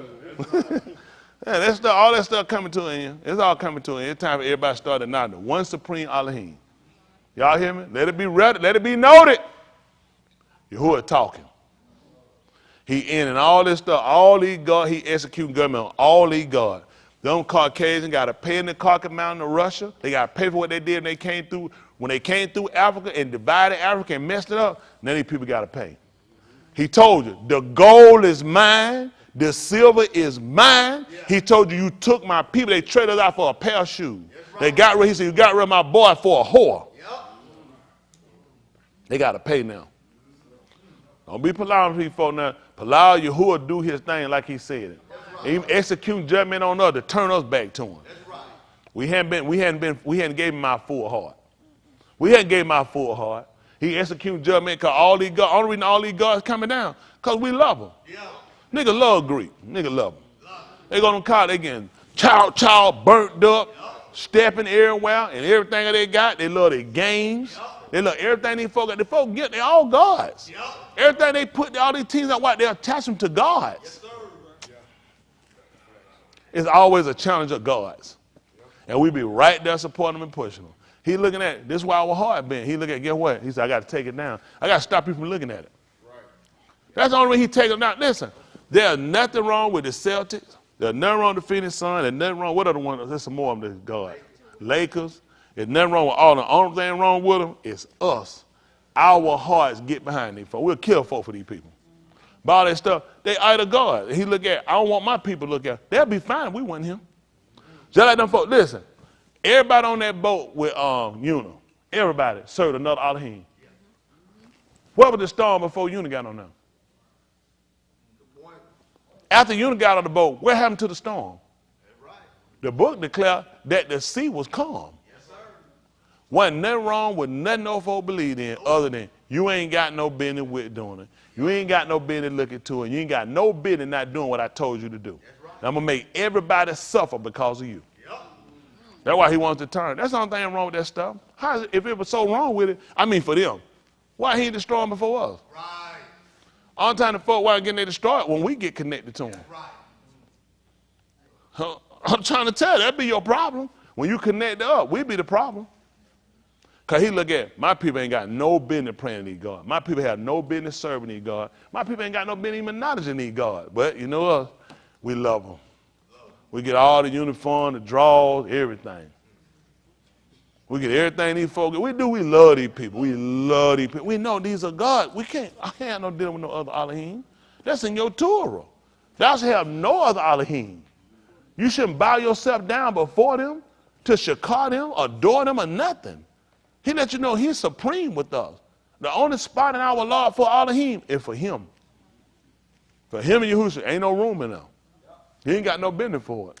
To prove you that these folk won't take care, we the only idiots out here. To show you the difference between the other people out here and us. You want to know what the difference is? We made room for them. When Yahushua came, you remember all them people start opening up their bedroom, telling their kids and stuff to get out so they have some water? No. What happened? Huh? Know what? See that? People don't make room for your stuff, Darren. We make room for theirs. Yeah. That's why I had to be born outside. There was no room. They kept telling you what the problem. I ain't got no room for that nigga. This house already filled with every other idol god they got. Ain't no room for him here. He can do it outside somewhere. I just ain't got the space. And get what he look at. That's what his people at. We ain't got the space to let him in here for us. Ain't no room. Ain't no room in the inn. Y'all never looked at it like that, did you? That's your problem. That's your problem. Just never took time to realize the problem. That's it. The world ain't letting them in. They don't want it. He told you that. He said the world love his own. When they seen that man mama laying out there, she ain't been hoeing, laying up with everybody, snorting no dope, serving under God. They got pregnant. You finna have, your wife finna have a baby. Y'all need to go somewhere else. Typically, it'd have been anybody that she'd have came and they ain't got no husband finna have their baby. Child, come on here. Get your behind out of him. 6 month old other baby, they'll throw it outside and let that woman who ain't got no husband have a baby now. And she can stay there as long as she want to. I ain't got enough food. She can eat mine. The Savior of the law came and wasn't no room. Wasn't no room. That's why we got to change it. We got to see where you got some space because you don't know when he's going to come. Ain't that right? You don't know when he's coming. You got room at the end. When the end comes, you're going to have room for him. Hello? He said, I stand at the door and knock. What did he say? If any man, oh, what happened? So he was born outside. I wonder what was going on. You don't think they might have knocked nowhere? And nobody went to open the door? Ain't no room. If I open the door, then I'm going to be obligated to have a conversation with him and why I had to let you in. So I just keep the door closed. And that's how we work. And that's why we can straddle the fence with so many things. The way that we go, you have to really be conscious of everything that you do and learn how far you can go with things and when you have to get out of things and when you have to cut things off and when you realize I can't get myself involved because of what I believe. The way it's too tedious. This ain't the way you want to go, and then you come up at the end, you come short. Ain't no room for people who almost made it, other than Sheol. People who almost made it and like they made it and who were real, real close, and people who were way off, all going to the same place. Only people going, the people that made it. And everybody got that opportunity. It ain't about running nobody else's race. It's about your own race. Once you hear what the words say, everybody know where they at. Now you need to make yourself fit it. You can't make it fit you. You got to make yourself fit it. It's already been cut. I can't tell you. I had some pain before I told a lady, I said, I want you to take it. I said, I want you to and make a cup. She said, I can't do it. It's already been cut. I can't do it. I said, you can't. She said, I can't do it. It's not there. I can't do it. It's already been cut. It's some things I'm trying to tell you. When it come down to the way, you can't make it fit you. You got to fit it. It's already been cut. To make it fit me, I got to retailor it. He's not going to let me do that. It's one size fit all. That's just it. It's it. I don't think you to make yourself here. It probably be one size fit all, but I can't fit it. Then you need to go and do some trimming. You need to get rid of some stuff. When they heard that ship was going, the unit was on. Y'all remember reading last night, yeah. Layla? When they were reading about that ship and they were getting tough, what they start doing? If you're trying to be saved, you'll do it. You'll get rid of some stuff when they get critical. You think that was all junk that was on that ship? Nope. Typically going to be everything you just about going to need on the void in case of such things. Right. But when it came down to it, you're going to die right now. Do you really need that? Nope. Do you really? You think they were throwing stuff, they were like, I don't need that. When it come critical and you finna get ready and you leaving here, did you really need all that? A lot of stuff we got, it look like you need it till you get ready to die. You know what you realize? I don't need none of that. Right. That's how you got to keep your life. Always keep it well. Don't have so much now you can't figure what you need to get rid of, and that become a crisis. It be your life, and the good is gonna go to somebody else anyway. All right, we'll try to get ready to move on. Y'all don't want to hear this. That's just me. Well, let me get ready to sign the Katos around. I don't blame y'all. I wouldn't listen to me either if I wasn't trying to live right.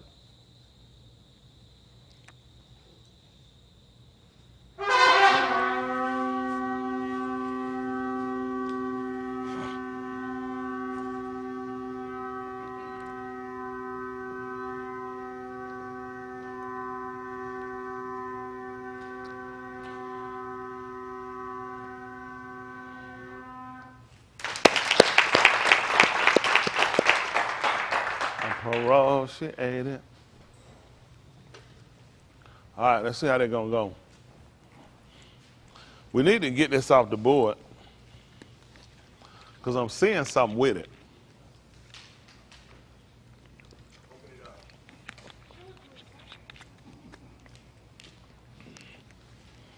Now that's just from looking at when you just looking at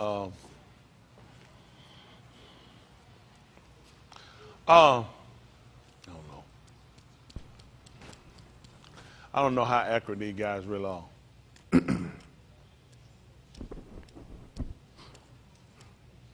don't know if it'll show us the words or not. That Beth Mashiach, I don't know. We had to do some playing and looking. Let's see.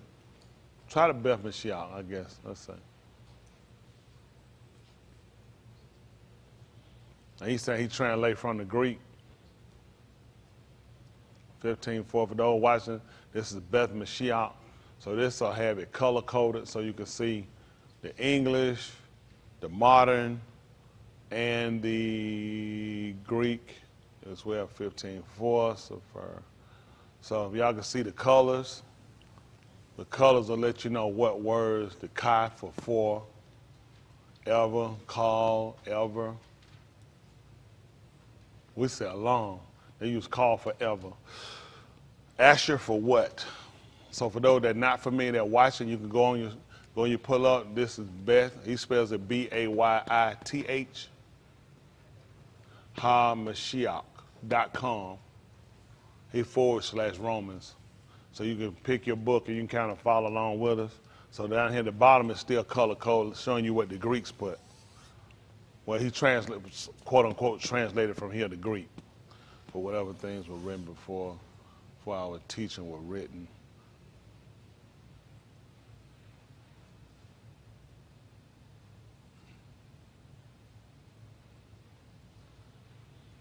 That through endurance and through encouragement of the scripture, hope we may have. Okay. Translating from the Greeks. Okay. All right. We'll probably play between this and see the Orthodox Jewish version. You have to get it now. This New Testament, we'll probably play between it. Let's just kind of do some checking. That's all. All right? All right, let's see. Come on. For whatever. Y'all can read from him. So I know James. I have no doubt about James. James is played out. For those watching, y'all can pull up this so y'all can read this. James is the way. The only time I really tell people look at James, if you want to just look so you can see the inaccuracies that James actually had. That's the only time I really encourage people to read James' version, just so you can see how inaccurate a lot of things are. And a lot of times they sold us on it years ago as a Christian. I thought the King James version, they said that it was the original writings. Now they told us that you'll see, and how they'll get you, they'll put original, like it'll say the original King James version. So you thinking original as this is the exact writings from original writing, when they only tell you this is just his original fabricated translation. So a lot of things they get you, you say, man, that's original. What do you know? Let's see what the definition of original is. So that's the little way they catch us up and we don't think about words whenever we hear original.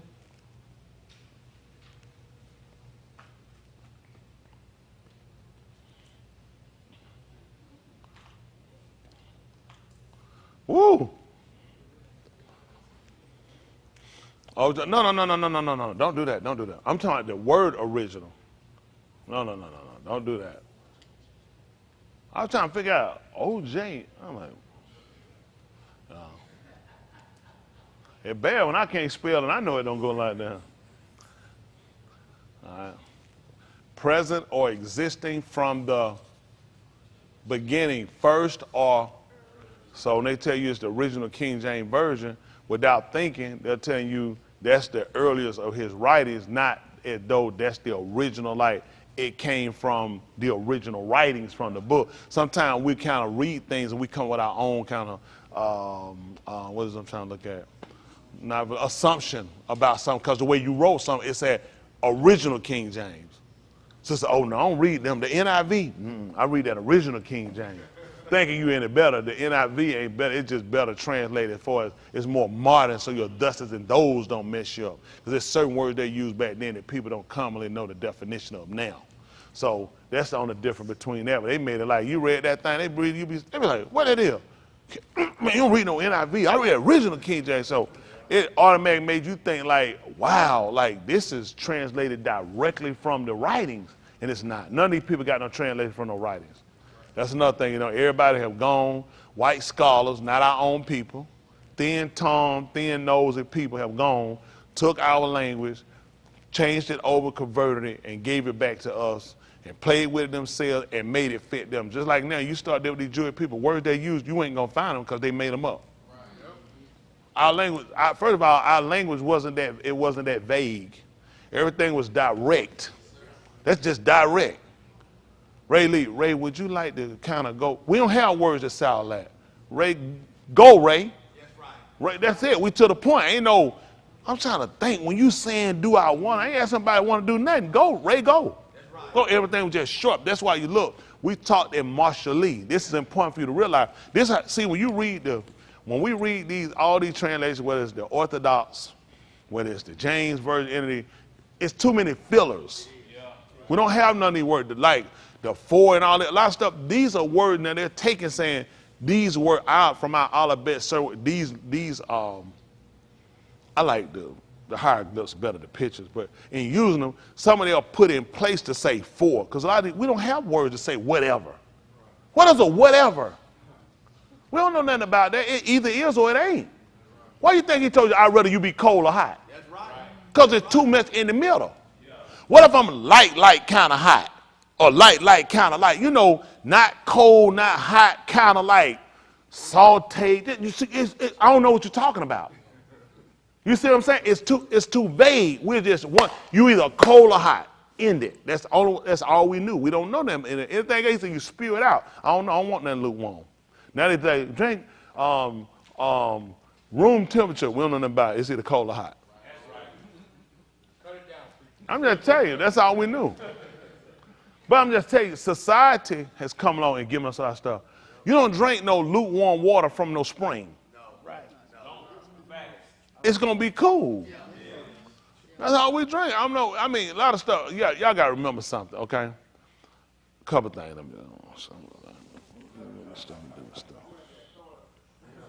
Learn what you can use and what you can't use. No matter what people got, you can't use everything. I can give you something right now that could be 100% organic, 100% authentic, 100% original, and you ain't gonna believe it. You're gonna mess out some stuff because you cannot use it all. That's why you take a dump, because I don't care what it is, you can't use it all. You just can't. Someone's gonna have to be excreted out. You can't hold it all. You got to get rid of some things. And that's what you got to start learning now. When a lot of times when people give us stuff, you have to start looking at things that you always come back to your root of how things are. And we got roots to what we do. Y'all got it? We got roots. Just like when you cut grass. Man, every time I look around, man, I got to cut that grass every week. Let the thing grow as soon as I cut it, because it got roots. It's going to come back up. If you want to stop it, you got to kill it at the root.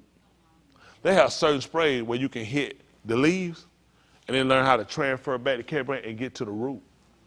That's what the word do. It'll hit you outside, but it'll work its way inside and get out and kill the root of the problem. So when I tell y'all this, there's a lot of stuff that people tell us and give us. It's just typically how we've done things, and when you read a lot of this stuff, a lot of stuff don't have to study. It's just common sense stuff you learn when you deal with people. They give you a lot of fillers, and those fillers make you, it's argumentative of what was the intent in the writings. If I tell you, quiet be, well, can you be a little more quieter? So did I tell her completely shut up? How loud can she be? See, because it's net variable. Somebody gonna say she ain't obeying preacher. Somebody gonna say yes she is. She really learning what he said. Either be quiet or talk. That are in that. It ain't talking at all, violation. You see what I'm saying? But you leave stuff and that's why they kill us to where you never get completely where you need to be, because they leave stuff with so much room. Now it's argumentative. I don't think, he say blue. What blue? How many blues we got?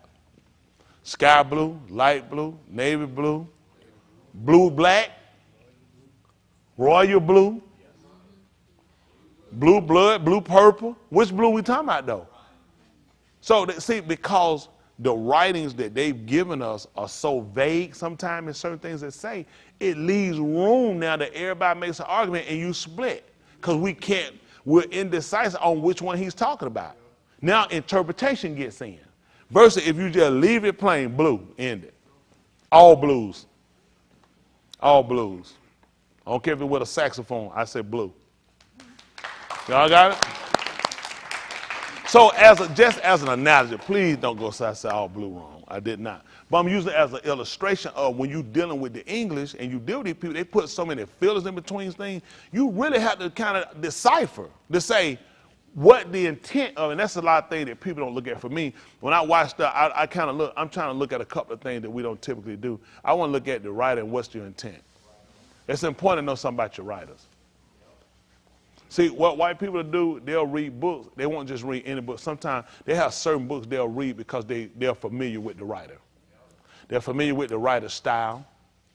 So it helps them to clue into things when they're reading the book. As they're going, they're figuring. If you're just grabbing a whole bunch of books reading so you look like you're astute in reading, you're all over the place. I'm telling you, a lot of people that are astute readers, y'all, I just don't tell everything. I'm really not dumb, but don't worry about it. Don't tell them about it. So anyway, they'll read particular books. They'll read certain writers that they'll like because they're familiar with the writers. You have to familiarize yourself with the people we have. See, just like with Una, nobody was familiar. When they said about a man, it was a man downstairs. What was he doing? Sleep. They claim snoring. Why are you snoring? I mean, I'm asleep. You tell me. But anyway, once he told them who he was, that allowed them to realize what a transgression was. We're familiar with your people. We're familiar with how your Elohim works with you guys when it comes down to him telling y'all to do something. Right. What that mean? What is all that? Yahuah and what is all that about? Yahuah? What y'all? What is it? They knew. So they were familiar with it. That's why they knew you the problem. We got to get you off him. You got to go. You the problem.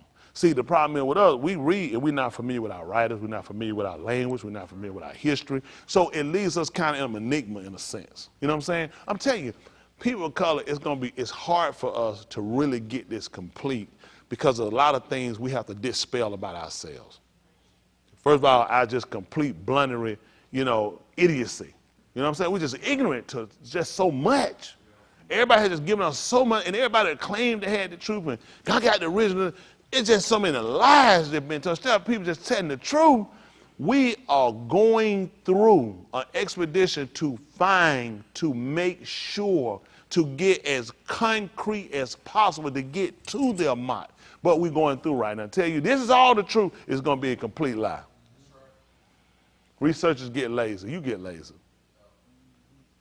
You got to do a 5-page paper. It's got to be in by in the morning.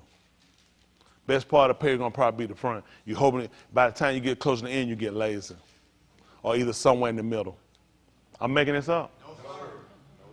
You're hoping that eventually they'll read him. Maybe they'll trust you for the rest of it. And you catch at the end. And they just catch the end. No professor ain't got time. I got 30 students. I'm going to read all these papers. I'm going to skim through because they know I gave it to you. I'm looking at something. I'm looking at coming in, how you introduce. I'm looking for the body, and I'm going to catch you at the end. You ain't going to believe it. I ain't no idiot. It don't make sense to go through all your paper. I'm going to go through. I'm going to catch key points on your paper, and that's how I'm going to catch you. I'm going to see where you're getting redundant at. Something you might expect, I catch you on something, now I'm going to want to read it. Because I'm going to start marking through their papers. I done caught you now. So it won't take long to figure out now where you start messing up, you start getting redundant, you just start putting stuff in here. You ain't gonna believe it. They gave you 66 pages and you think they stay consistent? 66 books. Okay, how long it took them? I don't believe them. First of all, it wasn't even a God they believed in. Right. So how much effort you gonna put in your research? They give me a paper I gotta turn in, 10-page paper about homosexuality. How involved am I gonna get in this paper? I don't have a dog in that fight. Everything I'm putting in gonna be very critical to try to destroy it and tear it down. Since you made me do it, this is what I'm gonna do. And you think they're better than you? So now what we have to do is take the lazy off ourselves and do some work. Only reason I'm telling y'all this, I don't want y'all to go and start believing no lies. It don't make sense to go that far and start lying. That's all we done found out. Everybody lying to us. Everybody making up stuff. Why not at some point somebody just tell me the truth so I know where you at, I know what I need to do. Just tell me where you at. That's all I want to know. Where are you with this whole thing? I don't really know. At least I can work with it. I know where you at, so I know how I need to move. I don't trust all these people. I just don't trust them. We've been here too long. And where we at, we should have made a lot more progress. And many people claim they got the truth. It don't make sense we're that far behind. So man, now we got to fish through on an expedition to go through and try to figure and unravel some of these things and get some understanding. Make sure we familiarize ourselves with the writer, at least with the person who orchestrated it, who put this thing together, Yahuah. That's why I said certain things I start to look at, patterns of things when I'm watching things happening, there's an association to it. When he talked about when you see these floods coming through, just like coming through Florida, the water coming, that's just like what you would do if you ate something that wasn't good for you. You're going to vomit. He told you, the land's going to vomit you out. And you know they keep saying, global warming, that is not true. That is not true. Your book already told you that. He said, lest the land vomit you out. So let me know that it's a pattern of behavior been broken from his people, not from nobody else. We in Florida. We broke a pattern. We broke a regiment. And he tried to come back to show. See, we were supposed to, everybody, global warming, white people have nothing to do with it. It's us. That's right. And see, as long as I keep blaming white people, I ain't going to never look at me. That's right. That book clearly told you the land was going to vomit us out. Nope. I mean, vomit them out. It was going to vomit us out. Right. So these were things I supposed to know that when the flood came and did this, this was me to look at Tony Smith. Yes, sir. Why would the water come in? The book clearly declared in the 8th chapter, book of Marshall, he said he put the sand there and the yam couldn't even overthrow it. He said, though it tossed, it can't pass it. So the only reason for it to come out and pass it is because I'm there. And I'm in violation. And he said, I want you out of here. You make me sick. Or I can just go do my scientific research study, global warming. That's all there. If I can get all the nation to contribute $1.8 billion every year, we can stop that. So what I'm going to do, pay to win? It makes no sense. How are people so stupid? Who you going to pay? All of him? That's right. There's only one reason he told her that. We get tornado come through him. Why is it? Because he trailer parked. No. He told her, you sold to the wind, and you're going to reap a whirlwind. You know, told me, it showed me where I've been sowing to. You've been giving to the wrong spirit. And I'm going to show you, it's going to come right back to you. I'm going to give you a whirlwind. Or again, it's global warming. I just need to talk to the UN. And all the countries need to come up and we need to go electric cars. And what bad, we the dummies.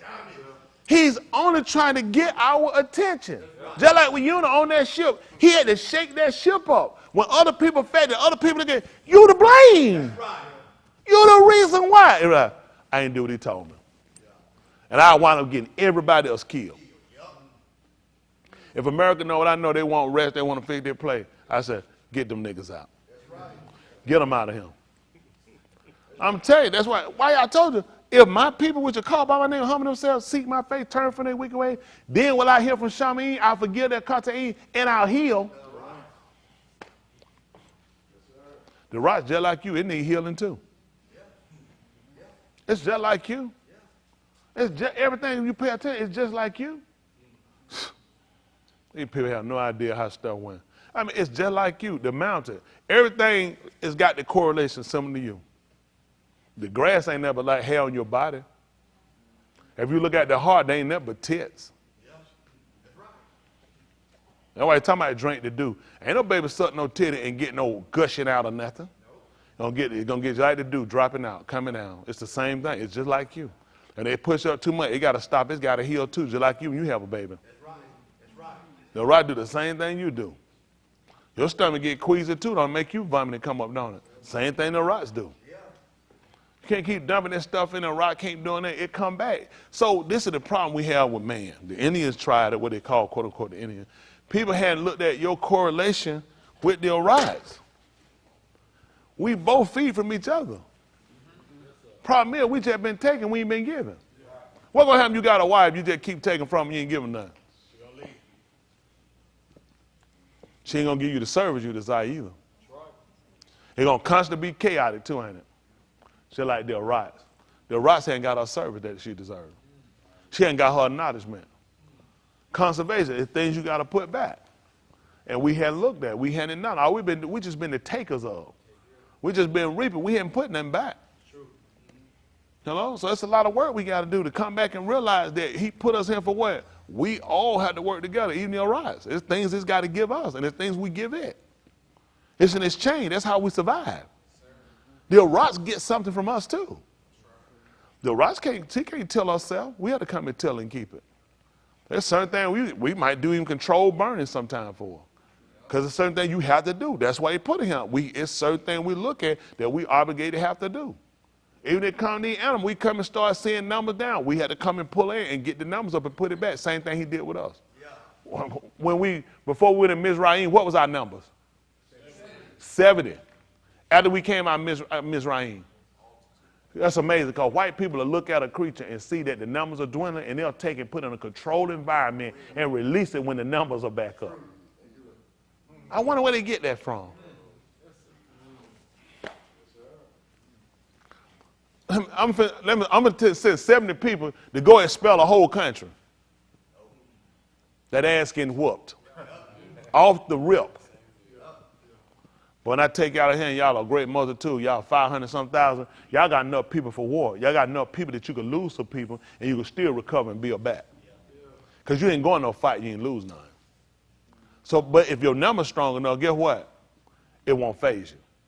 I can't afford to send 70 people in to fight a whole country or hundreds of thousands of people. They're going to get took out. They can't afford to lose anything. So we went in knowing that we went in, and with you losing something, guess what? They gave you more of a fight in your plight to make sure you keep it for the sake of them that helped pay the way for us to get it. Yeah, the loss of what make you carry on to keep fighting to keep it. Because if it ain't cost us nothing, what I'm trying to hold on to it for? How many of y'all first call your parents gave it to you? Let me see the hand. First call. Came from your parent. All right. Leave your hand up if you still got it. Where's that? You ain't paid nothing for it. Some of you put something into it, you'd have kept it a little better, you kept it a little longer. First you'd be happy you got it, but then you realize the time thing keep going because you ain't got nothing in it. When you pay for it and got it, it's everything. Like, man, that piece of junk, but in mine though. You be clean, you know what I'm saying? I got something in it. I'm just being honest, you got something in it.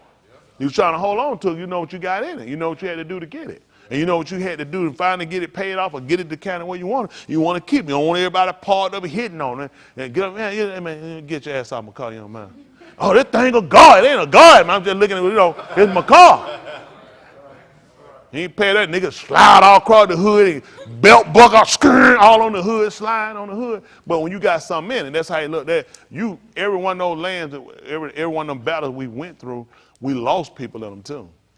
So we want to commemorate the fact that we lost those people. We want to make sure we memorialize it, looking at these people helped pay the way for us to get to where we were at. To be able to have the land that we got, and we fought to keep it. We weren't just giving it up, because we got it with blood, sweat, and tears. Always with the help of Elohim, but he knew, he fought for us and got us out of Mizraim. Now he said, now I'm going to teach you how to fight to take what you're going to have to get. And you're going to fight to get it, you're going to fight to keep it too now. You don't go win no champion. Every one of them niggas get that championship belt. I don't know why them niggas get so comfortable. You don't think this the last fight you got, do you? There's a guy sitting in the stand will watch you were doing it. He was already watching. And what you thought about the fight? You know, all right. And he tell you because he don't want to say what he saw. Not fully, but make no mistake, I'll be challenging. Isn't that right? So you go ahead and you rest up and get drunk, get fat, get them hoes and snort some dope, because I'm going to be challenging you. So that's what we had to learn. You don't get no victory now, ain't nobody going to come along and try to fight you for it. But just like last year, Golden State won the championship, everybody else out of it. They ain't even going to try to do it this year. You don't think teams went and watched them films and better go over those films and look at how they lost, how they won that? You don't think the team they fought last year then go back on the film and look at how they lost that match? Where they messed up at? Who dropped the ball? That's to make sure we ever get back there, it won't happen again. So that's what I'm trying to tell y'all. He want to make sure we understand the struggle, understand your plight, so you'll make sure you'll keep fighting.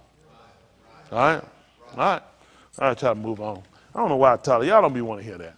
Let's go ahead. All right, let's see what he told her. Oh, we back over here? I don't know. We're trying to work with me. Who is that, Dwight? You know he got a bad attitude about him.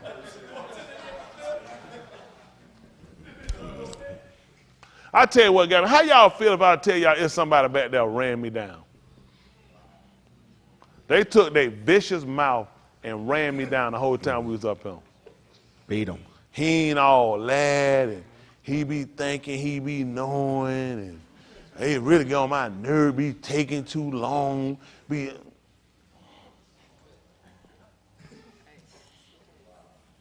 Somebody, I just say this, I ain't gonna call no name, but it wasn't Tim, Bosch, and Dwight. Josh, that's still your pastor? That's dirty. That man's sick. Listen. For whatever Nikatab before. Nikatab is what was written. Nikatab to limit us. Was written to teach us, which is to teach us, to show us, to instruct. Because teacher, I thought it was just, you just telling, sitting down with a pen and paper or something like that, or school. I really don't think I had a real philosophy in myself, I guess, what teaching was other than school teaching versus anytime you're showing somebody something, you're teaching them. And think about it, like mother, they don't paper and pencil, they'll show you how things ought to be done, like track. They'll teach you how to run. And then you think about teaching a lot of time. For me, I would think about teaching more sitting in a school-like setting environment versus anytime he was showing them something, that was teaching. And then at that point, it's also involving instructing. So it's not just showing you something, but showing you the way to do it and making sure you know this is what you need to do at this point. So that makes a difference when I start to look at words and I realize how limited we are, not just in our vocabulary, but in our understanding about words. So it's really important for us to really understand the dynamics of how a word is used or the full meaning of it, so you know exactly what it's saying to you. You got it? That makes a difference when I look at it. It's written to teach me. That's to show me, to instruct me. You know what I mean? All these things are important for you to realize when you're doing it. So when you understand the validity of it, then you know how to use it. Like when it came down when Daoud saw our people fighting and we were losing. What did he want them to do? Hands. Good answer. Oh, I got one. The mean guy. Go ahead. Hand them a bow and arrow and said, go fight them with this. I need to show you how to use it. Instruct you, this is what we're going to use to combat our losses. You know what I'm saying? To get to master over our enemies. Show them, instruct them how to use the bow and arrow. And he said it came from a certain writing. Yes, they will write. See, you know what? We don't have the book of Jasher. They'll have it in the Apocrypha. They'll have it in there. But they'll cut back. You ain't gonna probably have it. You ain't got enough showing how to use a bow. So our books were more in-depth than what they told us. Right, right. Because they'll just say, oh, it's about the love of God, the love of Jesus, and all that.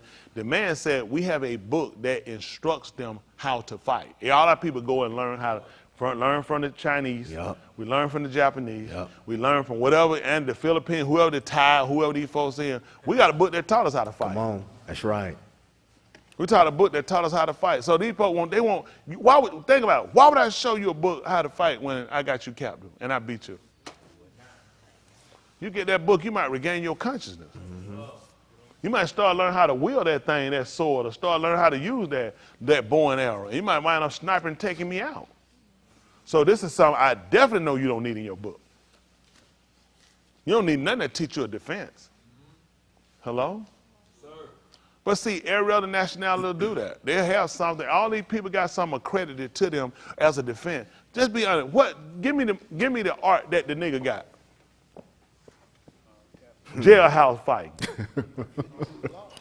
52 blocks. Jailhousing. Yeah. You know what I'm saying? All street. We don't have something that's really accredited to us. When you say Capoeira, that flipping around stuff going on. Who told you about that? They're from Brazil. They came from West Africa. I'm from the East. See, that's where it's going down at. I'm where it's up.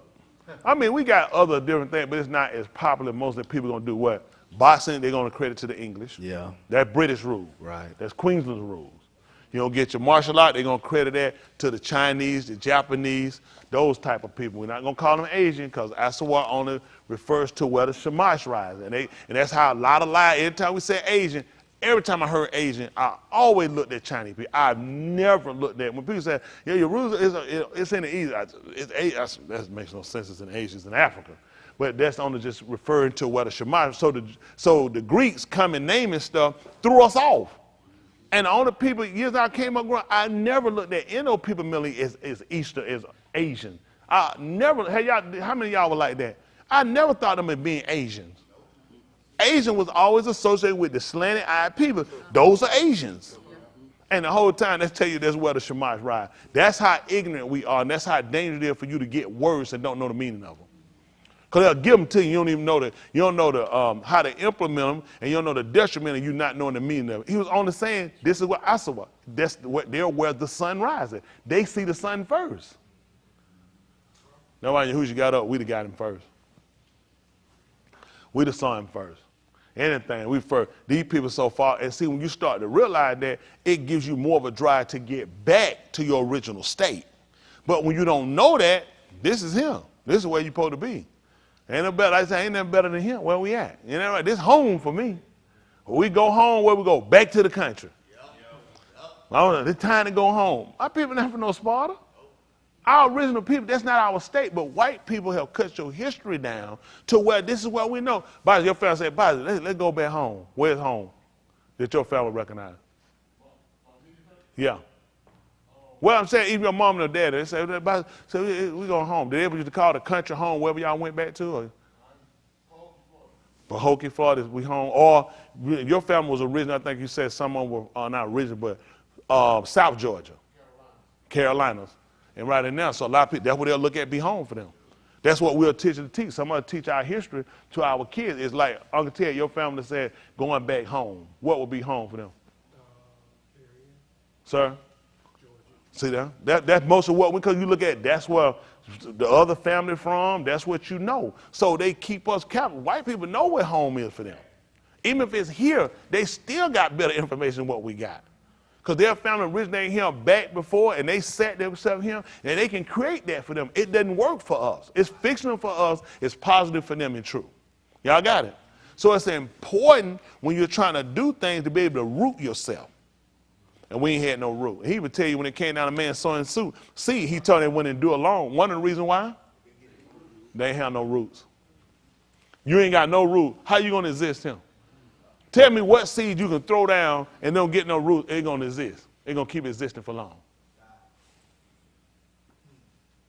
Where my roots at? You don't have no roots. How you supposed to keep existing here? Don't worry about it. Don't waste no time trying to figure it out. I try to help them out. I just want y'all to know. So that what? Did we already finish that? So that through? We did? Endurance and through the Nakum of the Ketubim, we might have Tikva. An expected weight.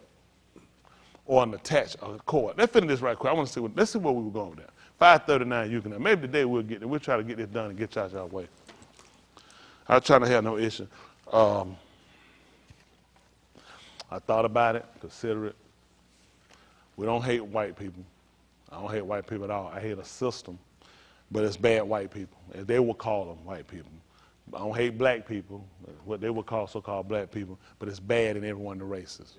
The Indians, every one of these people we don't hate. Well, some people we don't hate them. No, we don't hate people as a general, but it's just unfortunate it's bad in every one of the races. And those bad that's in the races have caused a divide between all of us. Even with homosexual, I mean, I hate the behavior. I hate a person acting in that manner. I hate a person acting in that manner. It's disgusting. But at the same time, you have a right to exist to do your thing. You just don't have a right to teach it to me and my kids. Right. You don't have a right to propagate it on me. You don't have no right to come and test me to find out if I'm gay. That ain't your play. If I'm gay, I'll tell you if I'm gay. I ain't told you. Don't ask me no damn question like that. Right. Don't come to how I'm going to know unless I'm asked when I break your damn neck. They'll say, oh, he ain't gay. Yeah, that's crazy. Fuss no stuff like that on nobody. It's crazy. It ain't. I mean, I'm still thrilled with how we got to the point that we even having a discussion that we had to teach it in school. Now, I heard today, what's the initiative they got? What's the initiative? The initiative. Hold on. What is it? Say it slow. L, lesbian. G, gay. B, bastard. I mean, bisexual. Bisexual. Transsexual. Queer. Now they, no. They got IA too. IA plus. I just heard today. IA plus. Yeah, that's the new number. I call it ignorant ass. I don't know. Seriously, that's not, yeah. They got Taiwan they got the homosexual marriage now. It's IA plus. Meaning they're gonna add some more letters. They got more people to add. Yeah, they have it. IA. So now they ain't just, they were just gay lesbian. Well, that's what they had. It was gay first, then it was gay. No, it was gay. Then it became gay lesbian. That was already too much. Now they gay, lesbian, bisexual. Now they gay, lesbian, bisexual, transsexual. Gay, lesbian, bisexual, transsexual, queer, and they IA plus. That's probably something. Now I heard today in Taiwan it's IA. I don't know what they got two. IA2S plus. Asexual. Oh, he looking up. What is the I? Two spirit. Intersexual. That when you banging yourself from in the belly somewhere? I like ignorant ass. That's what they want to be. Intersexual. All sexual. What is the A for? Asexual. What is asexual?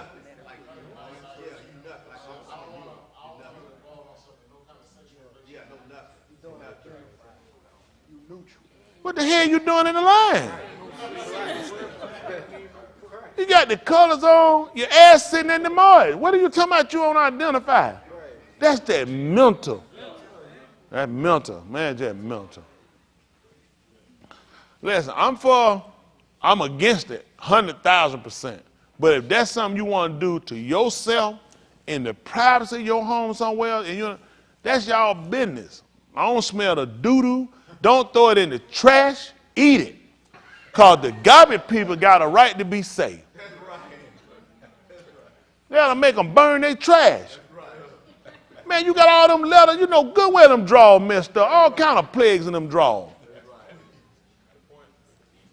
Nigga got over 26 alphabets trying to identify themselves.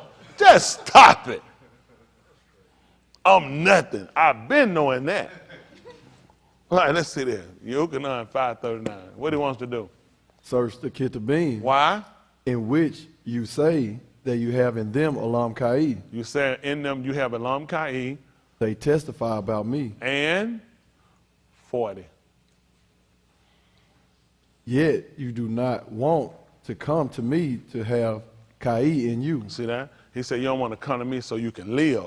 It's important. And there are things in this writing, and when we read it, it sparked and triggered me to think, what was the conversation? What was the purpose of him saying? Because for how our people are, or were, let me say were, not are now, but how we would have been, me based off of my, because you can connect back, believe it or not. To me, when we went back and started identifying the ancient and looking at how plain it was, it just made sense. that it wasn't a complicated way. So the way they did things were more plainer and easier for them to kind of comprehend. So I could see them being in a situation where they wrapped themselves into the word, that the word was their culture. It wasn't something they just done inside the synagogues. You know, you come in like now, the Jewish, even us, you come in, you put on your array of clothes and do things, but it was part of the structure, how they lived and they did things. You know, it was, if I saw his ox or something that did, I was to get it and hold on to it, because he might not come back. Man, he ain't show up in 15 minutes, it's mine. No, I was to hold on to this till he come back. That was the Torah. Until that man come back, that man lose something, and I know that man lost it. I was to hold, in 5 days he don't show up. No, he said, you keep that till he come back, which made sense when the man kept the donkey now for Yahushua, which means Yahuwah let him find and realize you keep till he come get it. That's why he told the done have. It don't make sense a man just have some, but because of the culture, well, if you lost some, hold that until he comes back for it. He eventually will come looking for it. Keep it till he comes, which makes sense why he held on to it and he wouldn't let nobody got it. Hey man, what you trying to get for that, man? I've been watching this. I've been eyeing that ass for a while. He said, now you told that donkey or me? Cause a fight come with that. You know the donkey, oh okay, I just make sure. You just can't walk on no man and say, man, I've been eyeing that ass. I want to pay for it. Make sure you know what you're saying. You know what I'm saying? Of course, that's their word. So now you see where he looked at because of the Torah. Yahuwah was assured of him being able to keep it. That thing about it, we made it. They'll give you a book and make it seem as though somebody just kept something. But if the Torah is how you live, this is not hard for this to be done. It don't matter. Day comes, man. You know what? I had one like that when I was a little boy. I wanted to get one, but this ain't yours. I'm holding on to this one. And so when he came and said the right words and let him know the Don had need of it, meaning I had it lost, you were keeping it, and you knew to hold it until the owner came back for it. Because eventually I was coming back for it. It made sense he'd have had it, and he would have kept it. Nobody would have had used it. So the way they kept the word, to me, it was the culture. It's just how we operate. Since we were a people that constantly dwelt with each other, it made it where the word is always going to be implemented. When you out here with them, okay, thou shalt not bear false witness. Who is it talking about? Who? They talked about us that are related from the word. Thou shalt not lie. Why would I be lying in my op? Why would I be lying in my cool? So this is things that we wouldn't have done to one another. If you look in the book of Shamuel, Shamuel, who they call, Shamshun, they call Samson. When Delilah kept asking him about where his strength was, he would tell her, and she clearly told him, how you can say you'll harm me and you done lied to me. Yeah, he was never charged for lying in the book. Because it wasn't against our Torah to lie to nobody else. You're not one of my all. See, I wasn't supposed to lie to you to deceive you. That's dangerous. Because that's just like doing it to myself. Because of how we connect with together. See, they get you to tell you, so you ain't supposed to lie. You're exactly right. Not to my art and not to Yahuwah. I don't know where people got this stuff from. In that the case, Carl would have been condemned. Because he definitely lied and told him he didn't know Yahushua. Who asked him? Let me tell y'all something. First of all, these folks come along and they be charging that man with a whole lot of stuff. Who was he talking to? The people who were trying to get him killed for Yahushua? You ain't keeping nothing. I ain't finna go ahead and cut me and kill me. No, I don't know him. You lying him. No, wasn't me. Talk just like it. Wasn't me. He let him know, you gonna deny me, but look at it. You know why he said he wasn't gonna deny him? Why would I set him before my ark and tell a lie like that? But who was he talking to? He was talking to somebody that was trying to get him, was a doorkeeper for the Raj Kohan. And he was, y'all trying to kill the man. Although y'all among us, y'all not keeping this. They'll make you go and put some stuff. And how they got you and messed us up, and a lot of slaves got caught and messed up. White folk got them and said, where the rest of them slaves at, nigga? Yep. Now you know you're lying, you're going to hell. Yep. And they told on the whole group. Say use your book against you. Same way they told you with Daniel. They said the only way we're going to get him, we're going to have to use his Torah on him. They knew the only way to get him, use the Torah on him. Because we're going to make a law that he's not going to be able to do something his Torah do, and he's not going to move from that. Because he knew that's a direct violation. So in telling y'all all that, looking at this is what struck me was the fact that he talked about them, how search the Ketuvim, the writings, for in them you think you have Alam Kai. He said, but they're talking about me. Which means you need to go back and research because you don't have this thing really set the way you think. Just like us, we thought with Jesus, I thought I had eternal life. I thought I had it. I'm worth it. It's Jesus, love Jesus. I'm not doing this. I'm not using words. I'm not drinking. I'm not doing it. So this is eternal life happening, and something was not actually there. Wasn't properly illustrated to us in the right manner. And for them, their end was they didn't feel like they needed him. So until you see the real significance of something, you won't really know that you need it. Hello? All right, we'll go back. We did have that bar sheet. Let's see if it makes sense. Let's see if what I'm seeing, what I'm thinking makes sense. How about that? Yes, sir. Now, if we lived a life like we had our own culture and we were able to and live the way we were, it'll all make sense because this will be your everyday practice.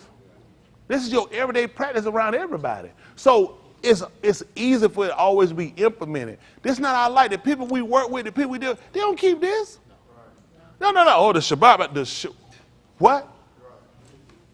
You don't even have, you can't have a conversation with. So but what I told with my neighbor, what I supposed to do with my neighbor? Heart my neighbor. How about when I'm walking with him, we supposed to talk about it? How about we sitting in the gate, we supposed to talk about it? How about when I lay down, I'm supposed to think on it. When I get up, but the people I'm dealing with don't believe it. So who am I doing this communicating with about it? Which means the less communicating I'm doing, the less familiar I'm staying with it. Which means I'm more prone to what? Forget it. I'm more prone not to implement all of these rules and attributes. That's how they get us. It's not hard. They put you the way you can't exist in a society. Our kids go to regular school. They got to get ready to fight on Monday, Halloween. If it's our own society, that wouldn't even be a conversation. Then they got to get ready to try to get rid of Thanksgiving. Watch these folk massacre these people. And they're going to push it along in America. This is their great celebration. You kill these people. We're not helping you celebrate that. Then Christmas, you got to go to celebrate a lot. It's got to be by Santa Claus. But if we were around our own people, had our own structured way, it wouldn't even be a conversation. There are places that don't have anything to do with Halloween whatsoever. There are places that have nothing to do with Christmas. They'll make you think everybody around the world celebrating it. It's satanic. Why would you have these people out here with mad give us a cannon. I'm finna blow your ass away from him. Who does this? You come here, your eye hanging out, blood hanging, you got an axe stuck in your head. Stay your ass right here. I got something for you. Like, you crazy? It's crazy. It's when you really think about the madness, you're celebrating massacre, killing, monster, everything wicked. How you gonna tell me you don't play with witchcraft? How you gonna tell me you don't do satanic worship? This is the whole thing is based on, and these people think this is the Christian thing to do. Same stuff they did to you. They came out with them mad butcher and hung you in them Ku Klux Klan looking like ghosts and stuff. Think about that. Okay. Where you think this stuff come from?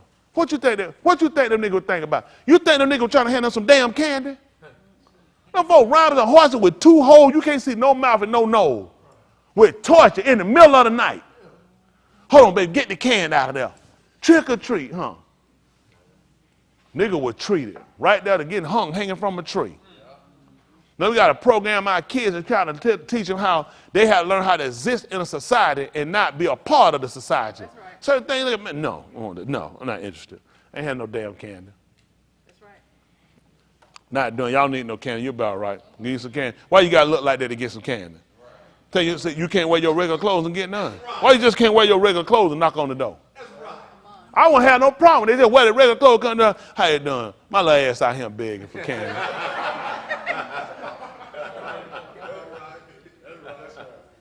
So at least I respect you. Well, my big ass ain't got no candy to give you. Get out my bosom. But no, it's crazy. Why you regular clothes? Just be a human being. Why you gotta look like something dead? It gotta have worms in it. Well, like people don't even think why. They need to get rid of the damn thing because they can't sell all the candy. So they make up a day and make it look like, and then who always stole? It's the kids. See, it's for the kids. It's not for the kids. It called them rotten bastard Hershey and all the rest of the Hershey Corporation can't get rid of all that candy. And Starburst now, so they make you go buy it all up and throw it. Then the junk sitting out 3 days later, a month later, reduced. I still won't buy that junk. Got to train. I know y'all gonna go. Y'all go to school Monday. Y'all look at it. I know some. Man, don't send them to school. They gonna do it. You can send them. Tell them. Say, listen. I don't care what you say. What did I tell you? That's right. There's life out here. You ain't gonna be able to protect them from everything out here. It's stuff they gonna say. Let them folk do it. You ain't gotta preach to them kids. You ain't gotta tell nobody they wrong. You ain't gotta tell nobody they going to show. All you gotta do is just say no, thank you. Cause it ain't the kids. It's the retarded adults. It's not the kid. All kids do is what parents let them do. The parents so driven, they so afraid of other people looking at them if they take a stand and do it right, that they're going to let their kid go ahead and do it and be a part of an exorcist. Go ahead and be a part of some satanic worship verse, just take a stand saying, no, thank you. We don't have to do it. Now, if we're going to haunted house for what? Why need somebody to scare me for? I'm scared of you. Niggas ain't scared enough out here. Nigga, I always want to go somewhere and be scared. Nigga, ain't you scared enough? Y'all got to start learning how, when y'all see these people do something, you got to do all that stuff. Tell their parents buy them some toys before Christmas. Why you got to wait till Christmas to get it? They're trying to get rid of all that junk they got to get rid of before tax come and tell you again everything for the kids. Won't they clean up our community for the kids? Won't they give us our reparation? It's for the kids.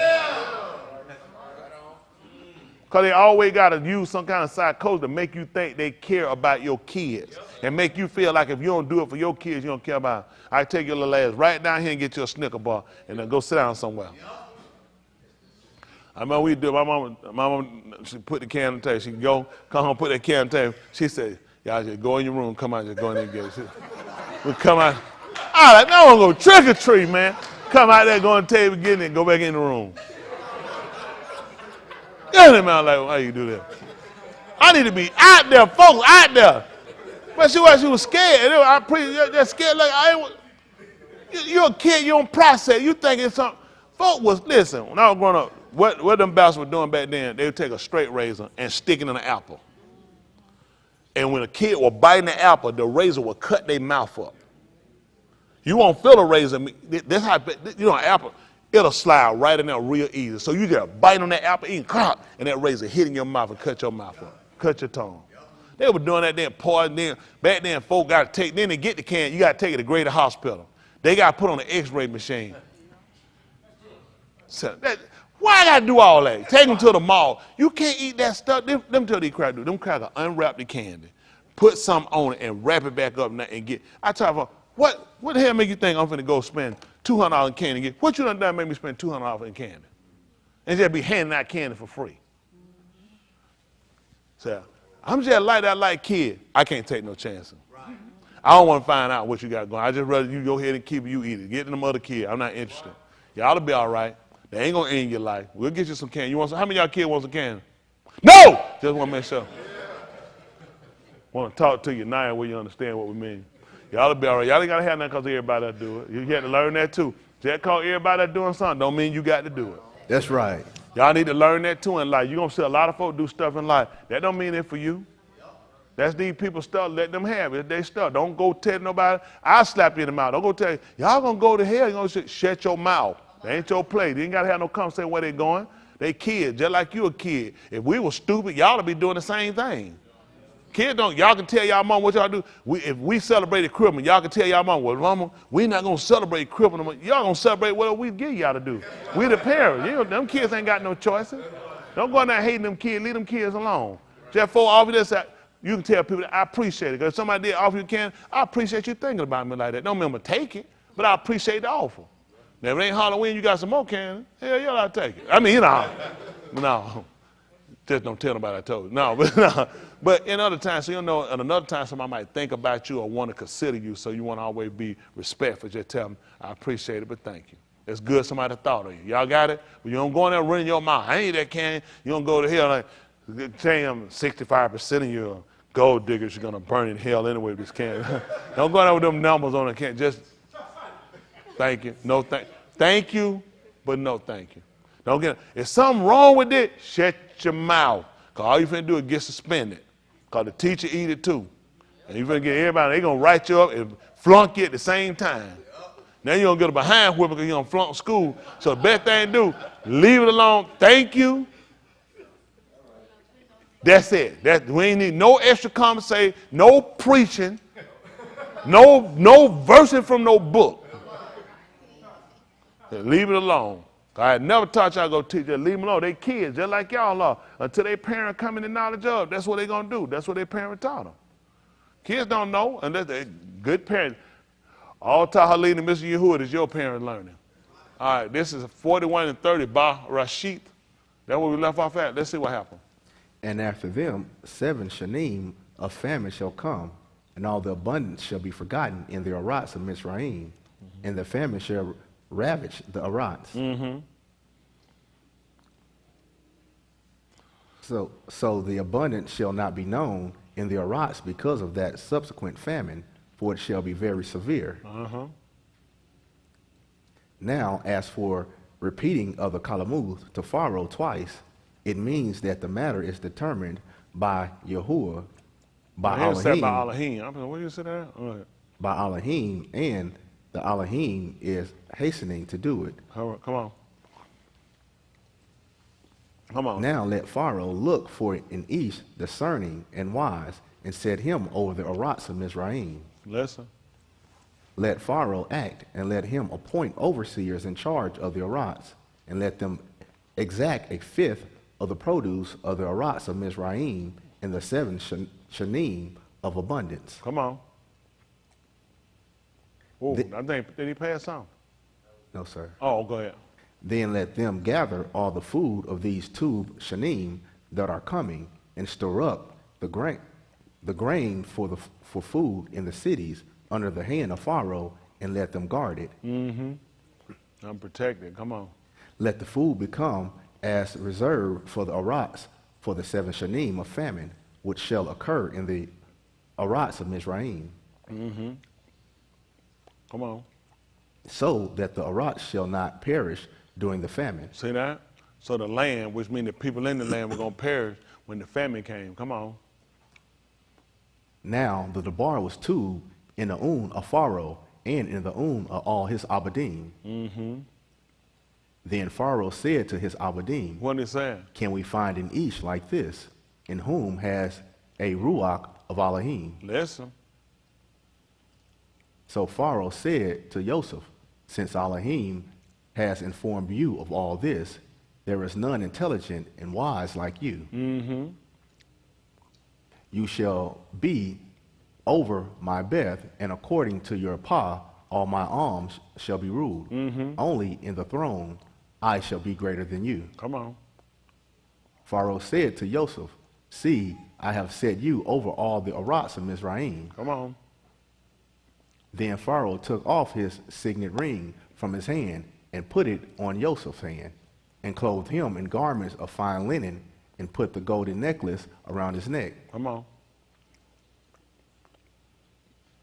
He had him ride in a chariot, which was the second to him, and they proclaimed before him, Bow the knee, and he set him over all the Arats of Mizraim. So drop down about 50. Let me say I won't. Let me say one.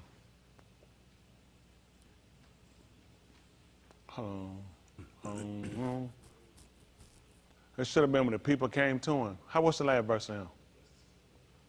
51. Okay, back me up 57. Back me up to about 55. Come on. Listen. So when all the Arats of Mizraim was famished, the sayak out to Pharaoh for Lakam. And Pharaoh said to all the Mizraim, Go to Joseph, whatever he says to you, you shall do. Now, the reason why we looked at this, and the reason why we're looking at this, because these people whole salvation, which is their deliverance, their existence, now was predicated upon who? Joseph. So we can see the significance of Joseph being there. When the famine came And when the people got to the point that they were famished and their existence became into a questioning of them dying from starvation, who was the key component in their existence? So what were they coming to Pharaoh for? So when all the land of Mizraim were famished and the people cried out to Pharaoh for Lakam, okay? What you're saying is true, but I want y'all to see the connection, because now they actually got to see how important a part that Yosef played. Who did they go to? Which means who was insignificant? Who seemed insignificant? So when our Abba, the fathers, when they had the books, who were they looking to? Who did he wind up having to send them to? Because that was the part of their existence. That's why he told them, search it. You think you have Alam Kai. It's talking about me. Because when they went to Pharaoh, that was who was in charge of it. That's who established and set it for them. So why some people, like you had these religion, they don't even recognize the being. They'll tell you that in a minute. They don't recognize. They said, man, why I don't waste time? I go to the Father. And you can do that, and the Father's going to send you back to the Son. How I know you hadn't been to the Father? Because had you gone to the Father, he'd have told you whatever the being say, do it. Because that's your existence. That's why he told you, it's talking about me. You can run to him. It's talking about me. Hello? Let's look at, since we're in Barashit, let's look at the 21 Barashit, and the third, make it 12. Let's see. Barashit, they call it Genesis.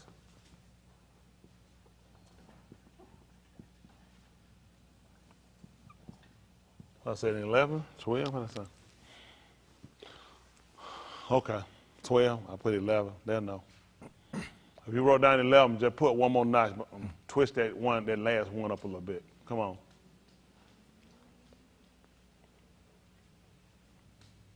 Well, since I put 11, go ahead and do 11. Well, now to go to 10. All right, that's it. We'll take 10. Come on.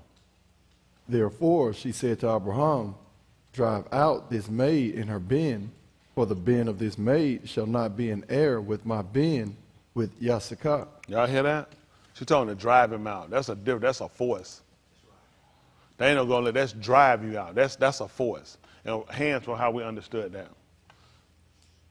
Oh, we got the shower back there. We're gonna go with you, Boss. We're gonna go with Papa Son, or we're gonna go. Well, you was up first now. I think Papa Son looking, thinking, why Boss didn't get them? What you got? Yeah. He said drove us out of Mizraim. Yeah. What was you gonna say?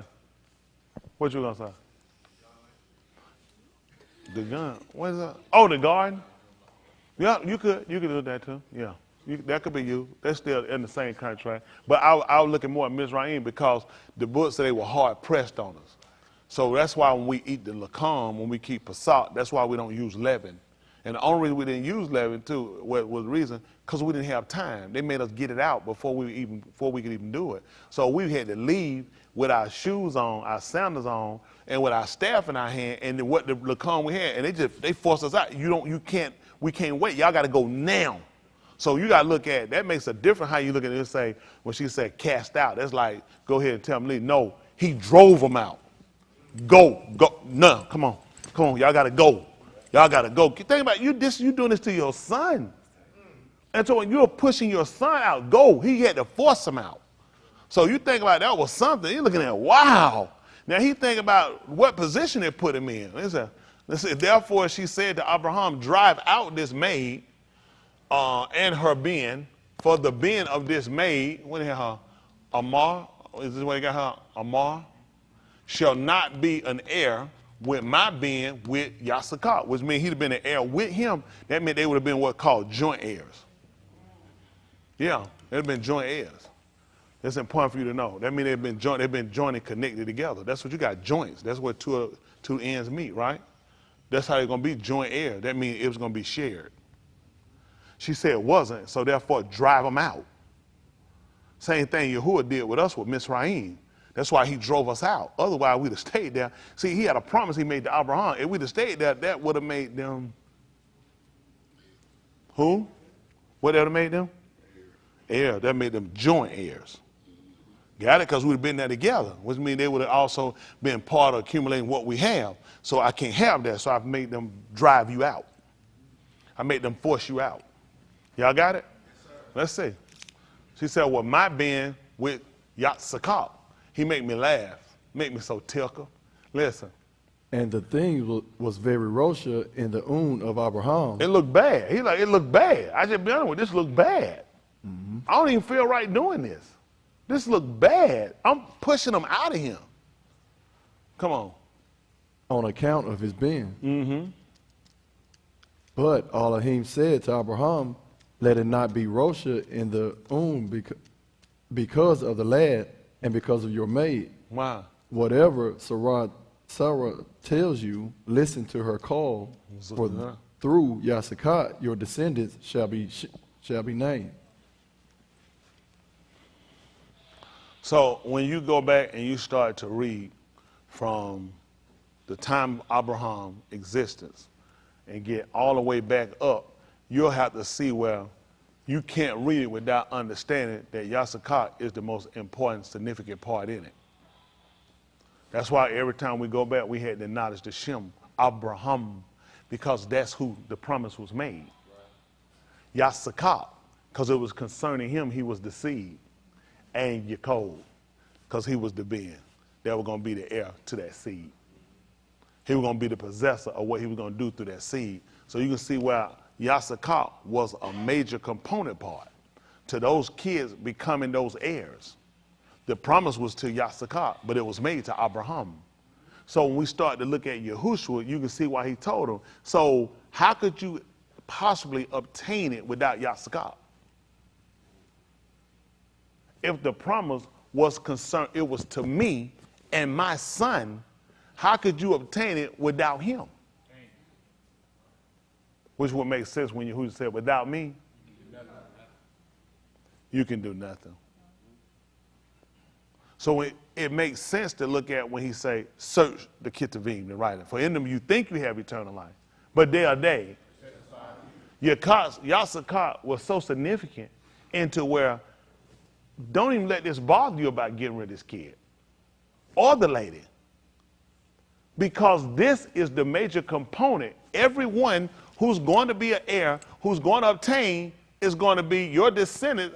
Listen, and the being of this maid, I shall make, oh no, come on, 12.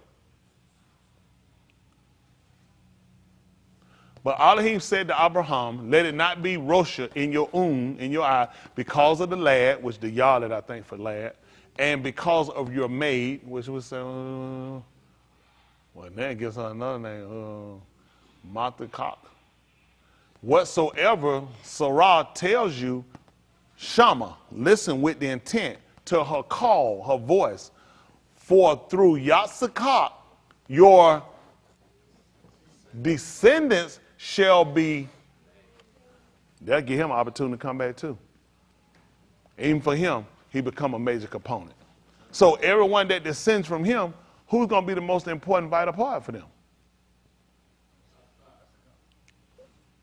So if you search it and you think that you got a connection to him, you need to go back and look, because it's talking about him. Right. Let's see 3 and 16 Galatians. I just wanted to, so, I mean, that's why I say it's important to look at how they structure. They were going and looking at having Yahuah. Every time he came out, whenever you go back and you read the writings, he would say, I am Yahuah. So Yahushua would have been a real significant part. They wouldn't have recognized him. People forget about Yatsakak, they just go back to Abraham, because Abraham is the father. They say, we have Abraham to our father. They never mentioned Yatsakak, but that's who the promise was made. See that? They missed it. Although they went back and they acknowledged Abraham, when we went back, we just didn't acknowledge Abraham. We acknowledged who the promise was to. That's right. And then we looked at Yasharal because they were the heirs of it. They were the heirs of it. So he was that vital middle connection part to us obtaining this salvation and obtaining this inheritance. And until God's recognized, because people keep trying to figure, where do you put the son? He has always been significant. He couldn't be a father, a Abba, without him having a seed. How am I a farmer and I don't have a seed? A farmer, a husband has to have something to sow. That solidifies his craftsmanship. I'm a farmer. I ain't got no land, ain't got no seed. Then you ain't no farmer. You used to be a farmer. You know something about farming, but you ain't one. Okay. Maybe y'all agree? Yes, sir. All right, let's say 3 and 16. The Shabbat was spoken to Abraham and to his seed. See that? What did he do? He does not say, and to seeds as of many, Yeah. but as to one, and to your seed, that is the Mashiach. The anointed one, just like Yahuah. That's the one he anointed. That's the one he chose. That's the one he chose out. That's right. He's the anointed one. That's the one that he chose out, Yahuah. So when you look at that, but pay attention how this is working. This is what people miss. And it'll no doubt probably religion that name themselves Yahuah. Because it'll make sense to them, because they'll look at, if Abraham the promised the Yahuah and he's the only one had it, then we're going to be the Yahuahsons. I'm just saying, people always looking because they try to read to be clever. But his Shem on me, he brought, and when you look at his lad with Sarah, he made that, it brought her joy. And it makes sense when you look at Yahushua in the 17th chapter of the book of Yahuah. You know he asked Yahuah to do? You ain't believe it. He made him laugh. He made him laugh. That's how he was Yahuah. Not by name, but by character. Yahushua made him laugh. Because in his old age, he looked at he had begot him a being. And he looked at this is the one that's going to get the promise.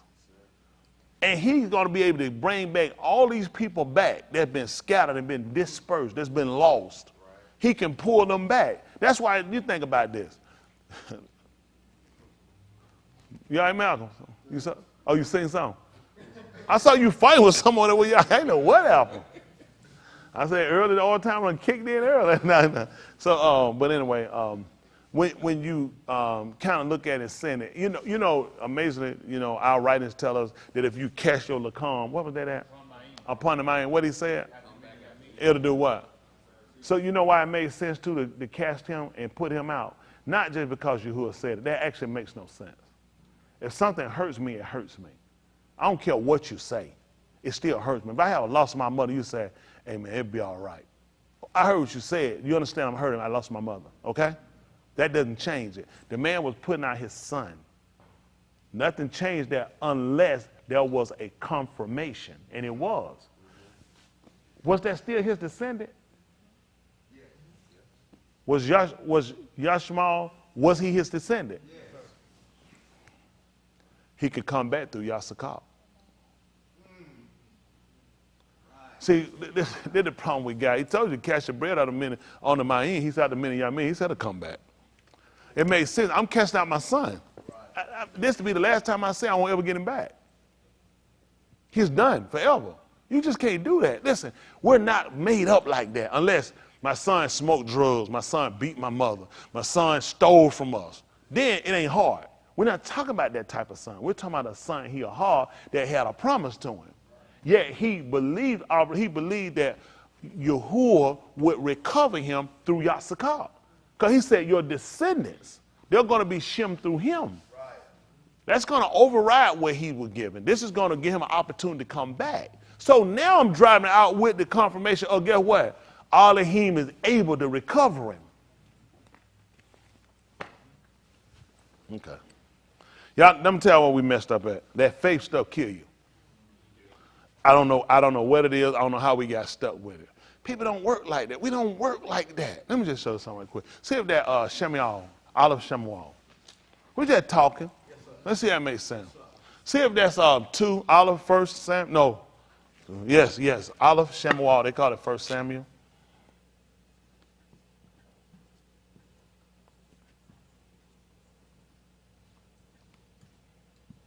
What's that? Herd of Elohim? Shemuel. Let me see if that's 2 and 8. I don't think it is.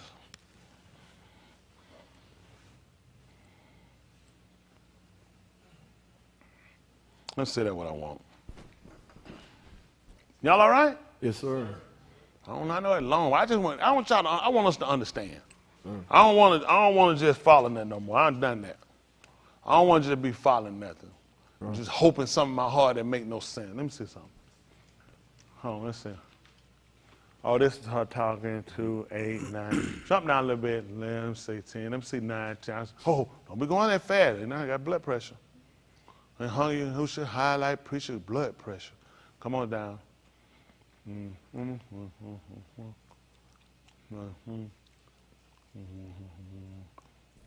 Okay, let's see there. Olive Shemuel, let's see 2 and 11. I think I put 2 and 8. 11, listen. Then Elkanah went to his bed at Ramah, but the boy did Sharaf to Yahuah before Ali the Kohan.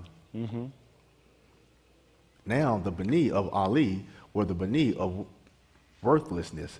They did not know Yahuah. We can call him Bilal. Go ahead. Come on. And the custom of the Kohanim with the when any each offered a zabak, the Kohan Abad came while the flesh was boiling with a Hold flesh. you got, hold. See if it's the first chapter what I want. 1, come on. 1, let's say 5, 7, huh? Oh.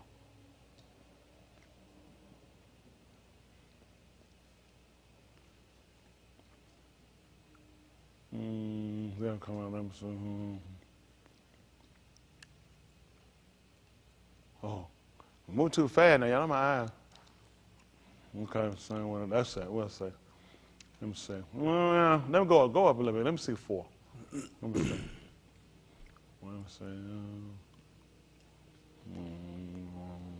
Let's see. Let's start 4. Let's see where they go. Come on. When the Yom came to pass that Elkanah Zabak, he gave portion to Phinehah his Ashah and to all her Bani and her Banuth. But to Kanah he gave a certain double portion, for he Ahab Kanah, but Yahuah had closed her womb. Canaan, I think. Is it? All right, come on. Oh, Canaan. Come on. Her rival tormented her, even to vexation, so as to make her tremble, for Yahuah had shut up her womb. Come on. You know what's a tremble? So you think about that. They made her tremble, shake. You know the rock shake too. Listen. And so he did Shana by Shana, from the time she went up to the Beth of Yahuah.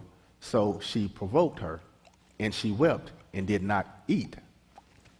Come on. Then Elkanah, her husband, said to her, Kanah, why do ye weep? And why do you not eat? And why is your lob sad? Am I not better to you than 10 Bani? Then Kanah come up after they had eaten in Shiloh and after they had drunk. Now Ali the Kohan was sitting on the seat by the doorpost of the Mashkan of Yahuah. Which will make sense. Why? Because the Kohan, Rosh Kohan, would sat down when the people come. They got to give him an offering to Zabak. Come on. And she was bitter in Nephash and Palal to Yahuah and wept bitterly. She made a vow, Berith, and said, O Yahuah of Sabaoth, if you shall indeed look on the affliction of your maidservant and zakar me, and not forget your maidservant. They call her Nidar for bow him. No. What'd you say, Adar? Nidar. Nidar is what they use for bow him. Go ahead. But shall give your maidservant an Ish Yalit, then I shall give him to Yahuah all the Yamim of his Kai, and there shall be no razor come upon his head. Listen.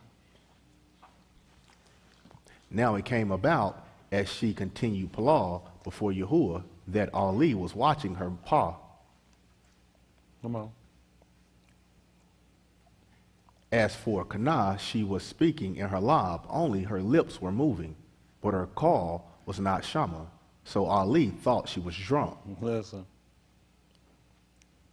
Then Ali said to her, how long shall you make yourself drunk? Put away your wine from you.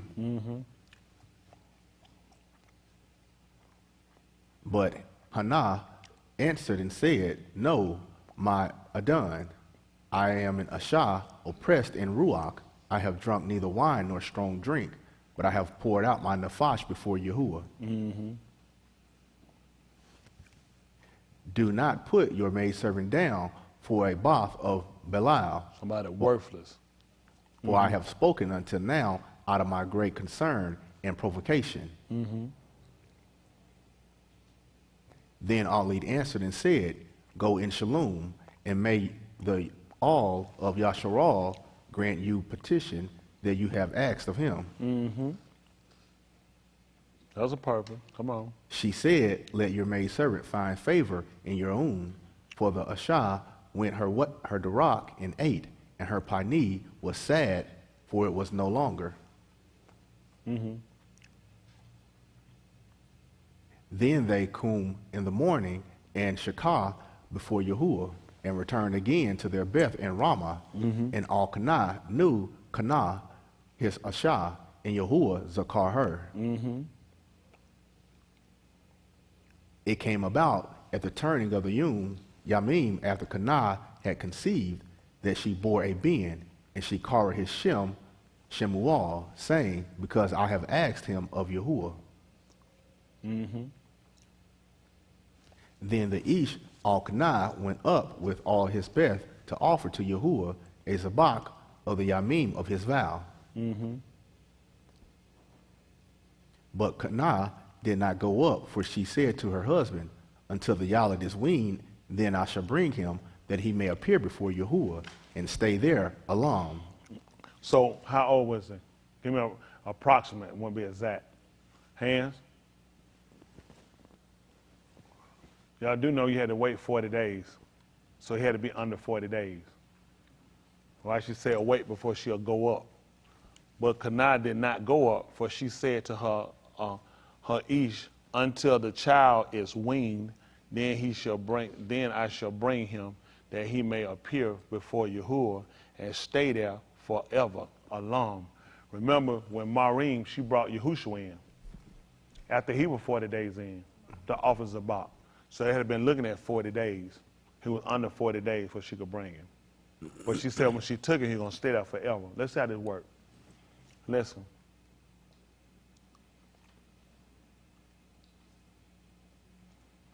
Al-Kanah, her Ish, said to her, do that which is tube in your remain until you have weaned him. Only may Yahuah confirm his debar. So the Ashah remained and nursed her Ben until she weaned him. Listen. Different on this one. Now when she had weaned him, she took him up with her, with 3 bullock and 1 ephah of flour and a jug of wine. So that would have been a different time, because that would have been turtle dove. Come on.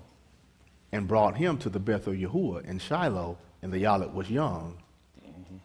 Come on. Then they slaughtered the bull and brought the boy to Ali. Okay. She said, oh, my Adon, Ashur Nafash Kai, my Adon, I am the Ashah who stood with you here to Palal to Yahuah. For this Yalet I Palal, and Yahuah has given me petition which I asked of him. Listen. So I have also dedicated him to Yahuah. All the Yamim that he Kai, he is dedicated to Yahuah, and he Shakah Yahuah there. That's good. Slide down. Second chapter good. I want to. Go back up.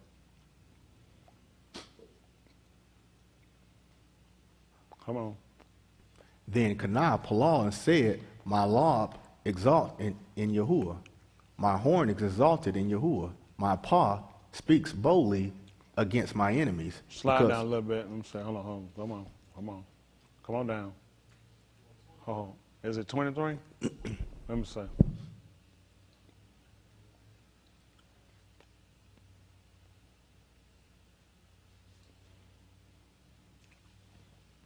That's it. 20. 2 and 20. Listen. Then Ali Baraka al-Kanai and his Ashah and said, May Yahuah give you seed from this Ashah, from the loan which is lent to Yahuah. And they went to their own Malkum. Let me ask y'all a question. Do it make sense for you just jump and just leave your son and give your son up? You see what he told her? Right. Yahuah's going to get her another one and Right. replace it. A mother just don't just jump and give up their son. It doesn't just happen, people. That's not how we biologically built. See, what they try to teach y'all, see, when you spiritual and you just trust the Lord, no one knows what you're talking about. No one knows what you're talking about. This is Christian antics, okay? It made sense that I'm giving it to him because he's going to replace it. Now, we'll find another way to justify this, which you guys already know. In the 19th chapter, book of Yahuah, they called John.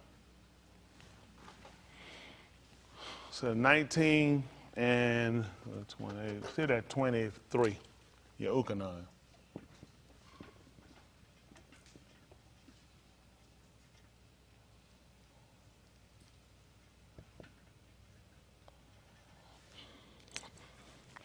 Now, is everything as quite as plain? No, but it gives you an idea. Let's see. 1923. Yahuah, they called John. Listen. And it came to pass, when the Anashim of army had crucified Yahushua, they took his garments and divided them into 4 parts, a part for each Ish, as well as his tunic. Now the tunic was not stitched, but it was the work of a weaver from its opening to its end. Mm-hmm. They said to one another, Please let us not tear it to pieces, but let us cast lots over it to decide whose it shall be. Come on. The, Hold on, he ain't finna read it. This was to fulfill the debar of the Kitab that was Kitab. They shall divide my clothing among them, and over my garment they shall cast lots. Thus the Anashim of army did these things. Mm-hmm. Near the surface of the crucifixion of Yahushua I couldn't imagine. Stood his aim. Stood his mother while he was being crucified? And his aim Akut, Marim, the Ashah of Clophis, and Marim, the Magdalene. Marim Magdalene. Yahushua saw his aim and his Talmud, whom he Ahab standing by him, he said to his aim, Do what? Ashah, behold your bin. Behold your son? Wow. Let's see what happened. After that, he said to his Talmud, behold your aim. From that hour, the Talmud took her into his bed.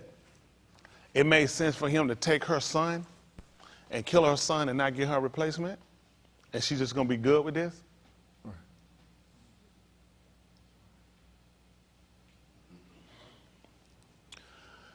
This is the problem I have with how we've been taught, how we've been structured. People have never went back. People have left this man in a bad situation because people have took off. That's why he said, well, it was written for, it was written for your learning. I'm going to take this woman's son forever. That's practical? That she's just going to jump from the son of her womb and just give it up and nothing else. Yahuah give you a loan for this one. He'll give you another for you loaning me this one. I'm going to take your son up here and take his life. You won't see this boy again. It only makes sense to replace him with something else. Woman, look at your son. This is your loan. Son, that's your mother. And from that hour, he took her to his house. That was his mother. The man just got a bad rap from people. It matter like when you serve Yahuah, you lose everything. You're going to get nothing. And you're just good with it. People don't process things. That's why people have a hard time with religion and take, because it's always you give up everything, you get nothing. Everything when you go to heaven. Her son, she going to get him back when she go to heaven. He gave her a loan then. She didn't have to die to get no loan. He gave her something to hold, just like Yahuah, he supply our needs. People try to go back to what everything they got, and a lot of time when Yahuah strips us down from things, it's to show you still exist. I remember one time I had a job. I took a job, it didn't have no insurance or anything, and I was like, oh shoot, I gotta get this insurance. And I was trying to get to a job to get insurance. I didn't get insurance. They were small kids then. I got these small kids that go to the hospital, doctor visit, other stuff, and I was working and making money. I was like, I gotta get this insurance. Something happened to my wife. She was a hypochondriac. I was like, I got all this, gotta get this job, get this insurance. And I just, for whatever reason, I couldn't get it. And I was like, just trying to get the job, trying to get some of the insurance. I was like, just keep me till I can get this insurance. You know, like, Lord, let me get this insurance. Don't let nothing happen. Don't get. And I didn't get to do it at the time for a period. And I realized while I was fighting to try to get it, he kept us. What I wanted, I desired was to get one with insurance, and he could have fixed why I got one with insurance and used that damn thing to death. Right on. So I got you what your heart desire was, your insurance. And now you stay at the doctor. We start seeing what your bills are after your copay, and after you keep racking this stuff up, now you'll start to see. But it's just little things he had to put us in situations so we just kind of understand and see things. Our existence don't count on everything. Like for us, that's what you pretty much look at. You got to have a house. You got to have a car. You got to have insurance. You got to have benefits. You got to have retirement. What else you got to have? You got to have a whole bunch of clothes, even though you ain't got but one body. You couldn't wear them all at one time.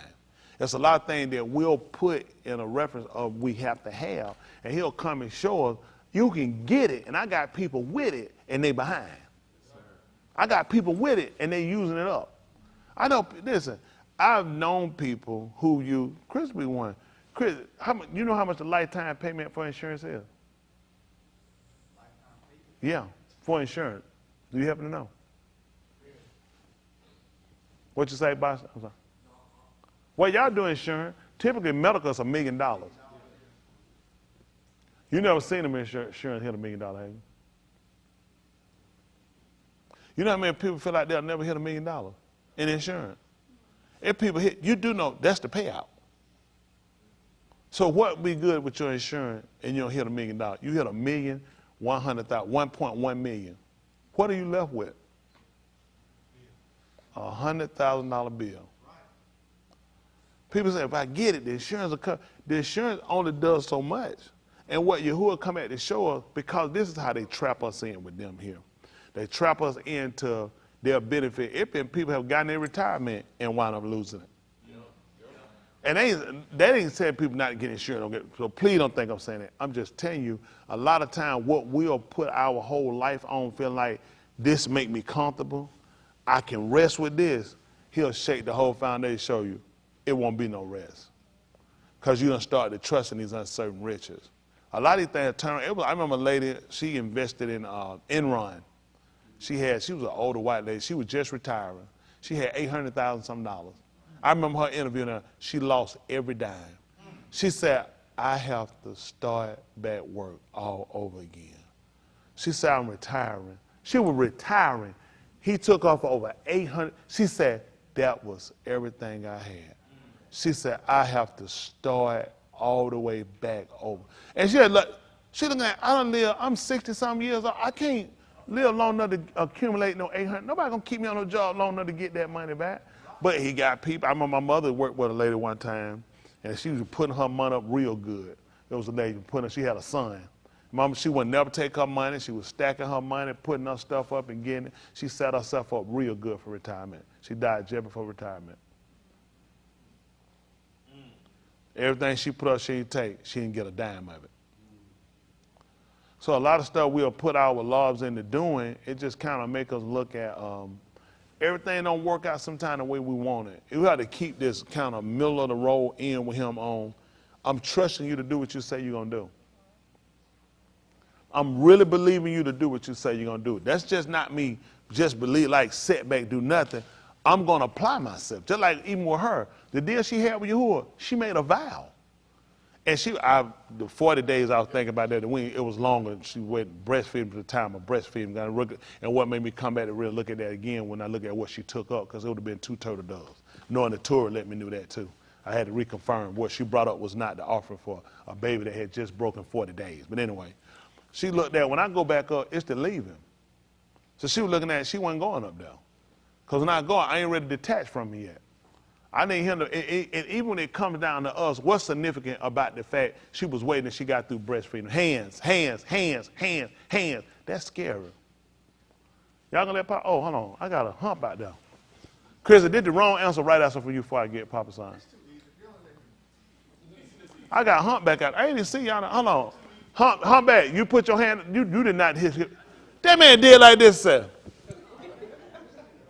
I mean, it was, as soon as I was in the car, he did him. So now, I got you on the last one. So I got an apostle, I got love, and I got John. 1 John. It's tight. Where y'all think we need to go? Y'all help me out. 1 John? 1 John. Who you said? You said Austin. That's tight. Let's see what we got, John. There's a lot of pressure, John. You got the answer. Tell them, say it louder. I can pick it a little louder. What was the problem, y'all? If I keep asking y'all that many times, what's usually the problem? That's not the right answer. Not the right answer. Before I get him, you gonna try him? That what you had? Who else had that answer? Oh, we got a different. Let's see what it told you. Let me see what y'all should have paid attention to. Listen. Will a woman forget her suckling yardlet? That she should not have compassion on the son of her womb. She may, but we just have it right now. We're just saying how far he can go. That's all we're doing right now. Right now, we're just saying how far he can go. And tell John, said, John, me and you in the same boat. Hold on, y'all in the John boat. You're in the John boat. That's right. Yeah. Boston had his hand up. Sound crew. Oh, the sound crew. Oh, hold on. Is it gonna be y'all? I got a scribe of him.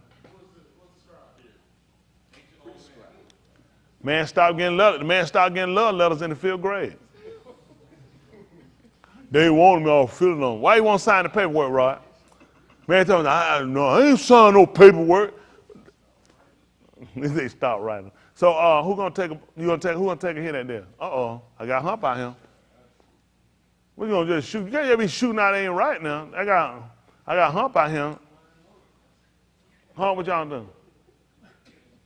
That's tight. Y'all got writing for the answer though. That's the thing. Y'all just not thinking. It ain't. I tell y'all this. It ain't nothing y'all don't know. Here you go. Oh, he walking up closer too. Hold on, I got hump out here now. Hump. He had to wait for 40 days. He said, "Don't touch me." What is this man talking about? What is he talking about, huh? What is this man talking about? Hold on. We got to scribe him. Let's see what you gonna shoot out here, Kerry? That's what y'all need to pay attention to. Your book came along later. Yahuah, Isaiah asked you, who was he gonna teach knowledge, and who was he gonna make to understand doctrine? He told you them that was weaned from the breast, weaned from milk and drawn from the breast. That's why it was important. That's why she looked at it. Don't make sense to take him up there. He's too young. You can't teach him anything. See how your book lines up? When you read Yahuah, you'd have never thought to put this together. That she was not going to teach. He was too young to teach him. You'd have brought him up and he's still breastfeeding. He can't teach him nothing. So he had to be off the milk and drawn from the breast. That's what I could teach. Make sense? Yes, sir. Okay. I want to just make sure. So all these things are significant for when we go back in our reading. And the reason why I brought this over to, I know it took a little bit to read to it, I want you guys to understand how he works. And this is why people make a lot of errors and things and go and say, well, you know, the Lord worked different ways and worked mysterious. And people don't understand how he worked. I made a loan for this. I ain't crazy. I'm taking somebody's kid, man. Something got to be put back here. I teach you when you pull from the ground and put back. What makes you think I'm stupid? That's why he told the people don't know me. That's why he said everybody need to be taught of me. Because it's been a bad assumption. Well, you know, Lord, he'll just come take your child. And people have no idea what this man, and they just been putting stuff on and been putting him in a bad light. And people been associating every behavior to him when he look at, that's not me. On some of the issues, these are recompense. When a person make a vow to me and they keep that vow, I come back and I repay these people. I'm Sadat. I repay these people for what they've done and what they dedicated to me. That's the purpose of why people do it. I'm asking you to dedicate your, let me say,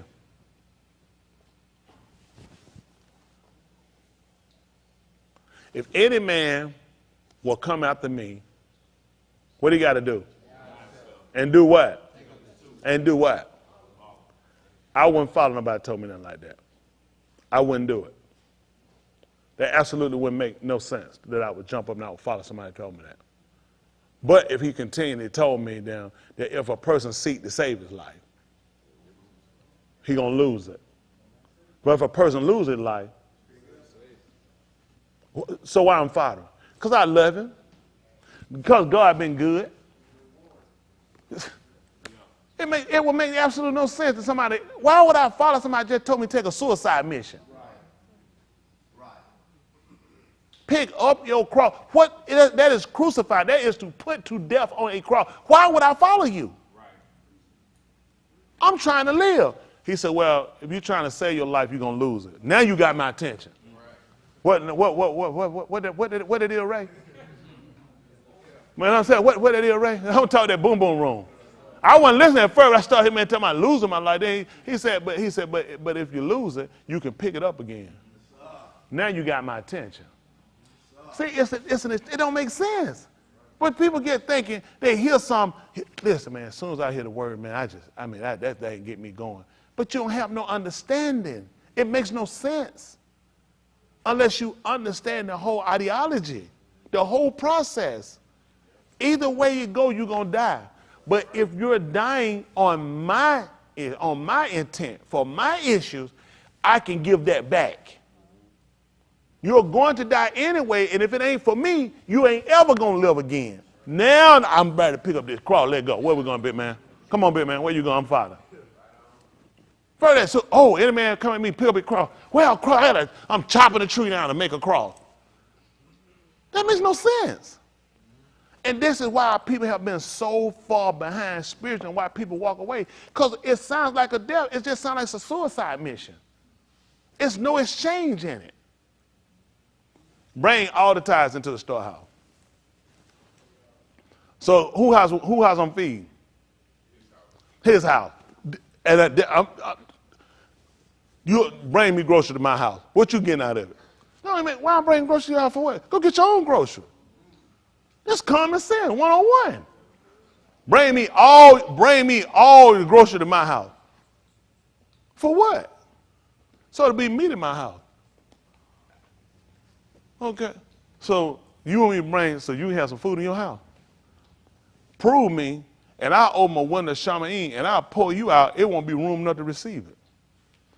Let me get this straight. So I give you a 10. You talking about you're going to bust me out hundreds of thousands? What you eat? What you like? Name your part. Why am I taking? It makes no sense. Look at this chain. You won't have room and you only giving a tenth of something? The math makes sense on your end. I just take and give it to him because he told me. Makes no sense. Something needs to be attached. Something needs to be attached. This is where we at. And I know it's long. I'm just trying to break some of the psychosis of where we've been and why we've been in these hurdles, why we ain't grown. Because when you really put in your mind and master it just sounds like you ain't going to win. Because you never looked at it. It don't make sense. You can't convince people just follow. I'm not winning. You know, come on, let's keep playing. You losing. And then for money, why am I keep playing? Common sense gonna tell you money. Man, let me get up here if I lose everything. I don't want to stay. I gotta be winning. Come on, you a quitter, old quitter. That's all you old quitter. Nigga, I'm finna be out of everything. I'm finna stop before I lose everything. So I got to give you something to keep you motivated to go. That's been your whole process. Nobody follow nobody losing. That makes no sense. but you got to follow the right way. Now we start going back and say, okay, that's my mindset. I understand the process. Now I got to make sure I'm doing everything he told me. Now the difference with Kana and with us, it wasn't just what she said she was going to do for her son. What she said her son, she wasn't going to have him do. Y'all notice. She said, I don't drink no wine or no strong drink. She said, don't think me to be nobody worthless. She said, I don't even operate like that. So you know how we say, well, I don't live like parents did when I was little. Send your kid to church and stay home. And leave my kid do right. This whole thing is bad because the kid going to church, the kid got processed. Mom and dad don't go. Mom and dad don't believe it. But I raised you to go though. It's a contrary message. It don't make sense that she's restricting him, that he'll drink no wine or strong drink, and she be right now toe up. He got to drag her in the house. See what I'm saying? It alters the message. Right. But don't it say train a child the way it should go? Because you should follow they should be following a process they can see as well. Remember, to teach is to show. Right. They can see you doing. This is why they keep trying to go back and blame Yahuah for stuff. When people look, like the book said, they have not all obeyed. It hadn't been him, it's been us. Because of how we've been processing things. We hadn't sat down and look at, he's not an Elohim, that he's unjust. He told her, his Elohim is not unjust to get your labor a harm. That's in the 10th chapter, 1 Corinthians. That makes no sense. Forget everything you've done. He gonna forget. That lady said him, this woman pour her heart out to this man. If you give me this man, I'm going to give him right back to you. All the days of his life. And when she came to finally keep her vow, that she vowed to Yahuah, he said, Yahuah, grant you another one for loaning it to him.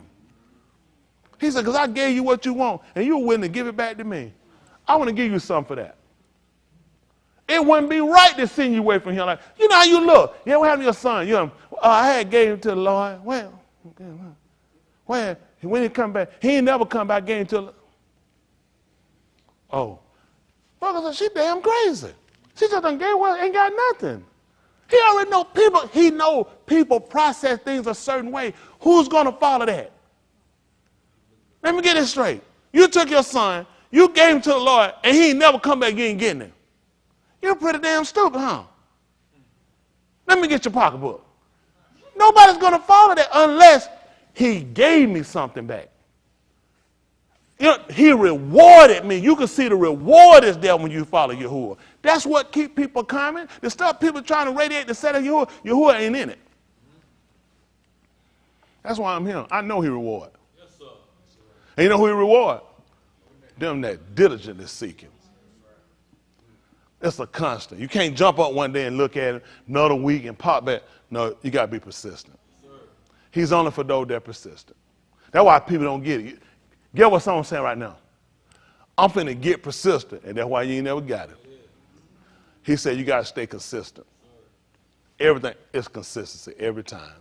You got to stay consistent. That's how it works. I'm telling you, I seen the man, listen, everything people put their lives on to do, if you just put him first and wait, I'm telling you, he pays off every time.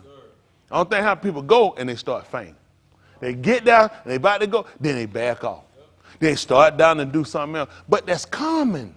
That's common because we're human. You're battling a biological part of you and a spiritual part, rotten part. That part that deals with what you see. What you see. Y'all see this? How many y'all got? Give me this and watch him come and give you $1 million. Come on, get it to me. How many y'all see that? Raise your hand, y'all see that. How many y'all see the $1 million? That's why you hesitate to give me this. Because you don't see, you see this though. This come out your pocket now. Later on sometime, you're going to get $1 million. Can't see it. That's how he know you operate. We operate like that, Dave. I see what I'm giving now. I don't see what you talking about. I'm not going to heaven later. 500 more thousand years. All the other folk who died way before me ain't went yet. Because we got to wait for judgment. I'm going to be another person in the ground for another 5,000, 6,000 years. He know how we think, how we process things.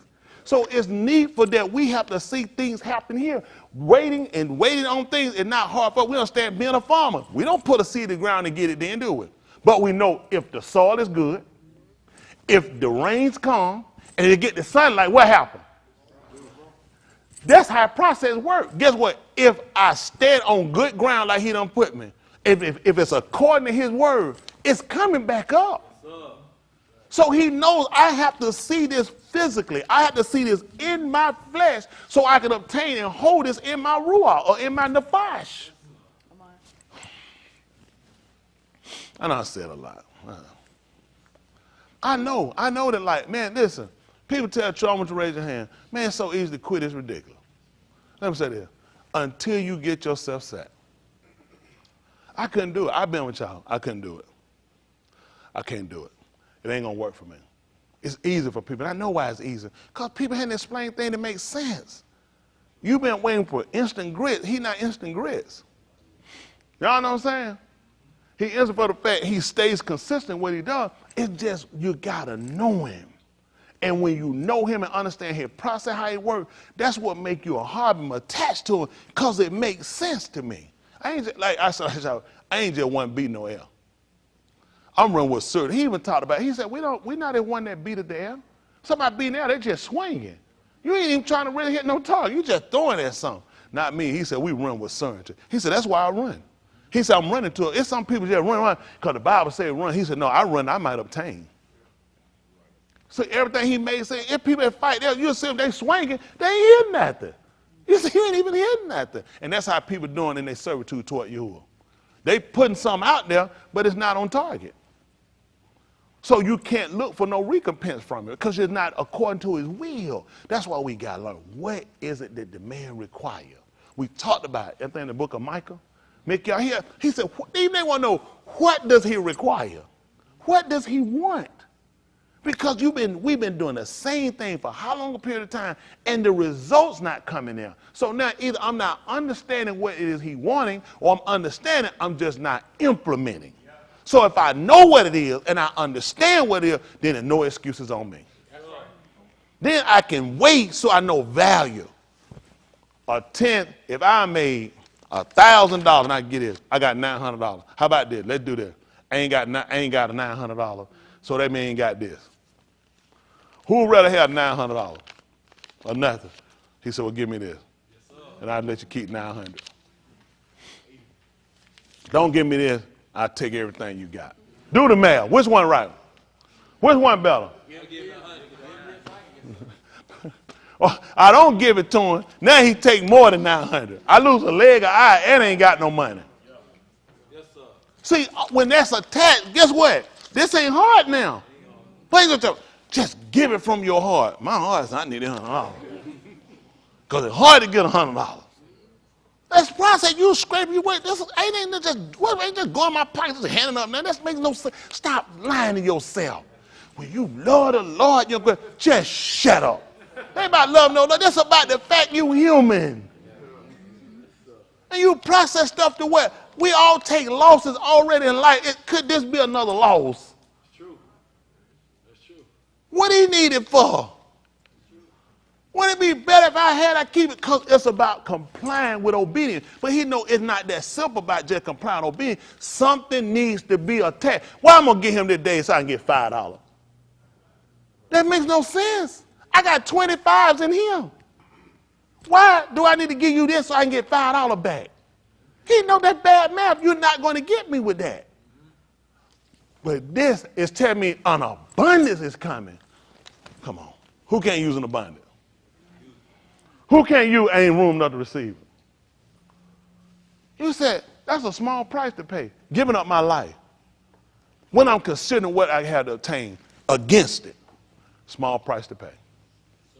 You just tell me, give up my life so I can. That's tight. That's tight. I ain't ready for that one. And people don't be honest. People ain't ready to just die. That's crazy. Yahushua ran from death.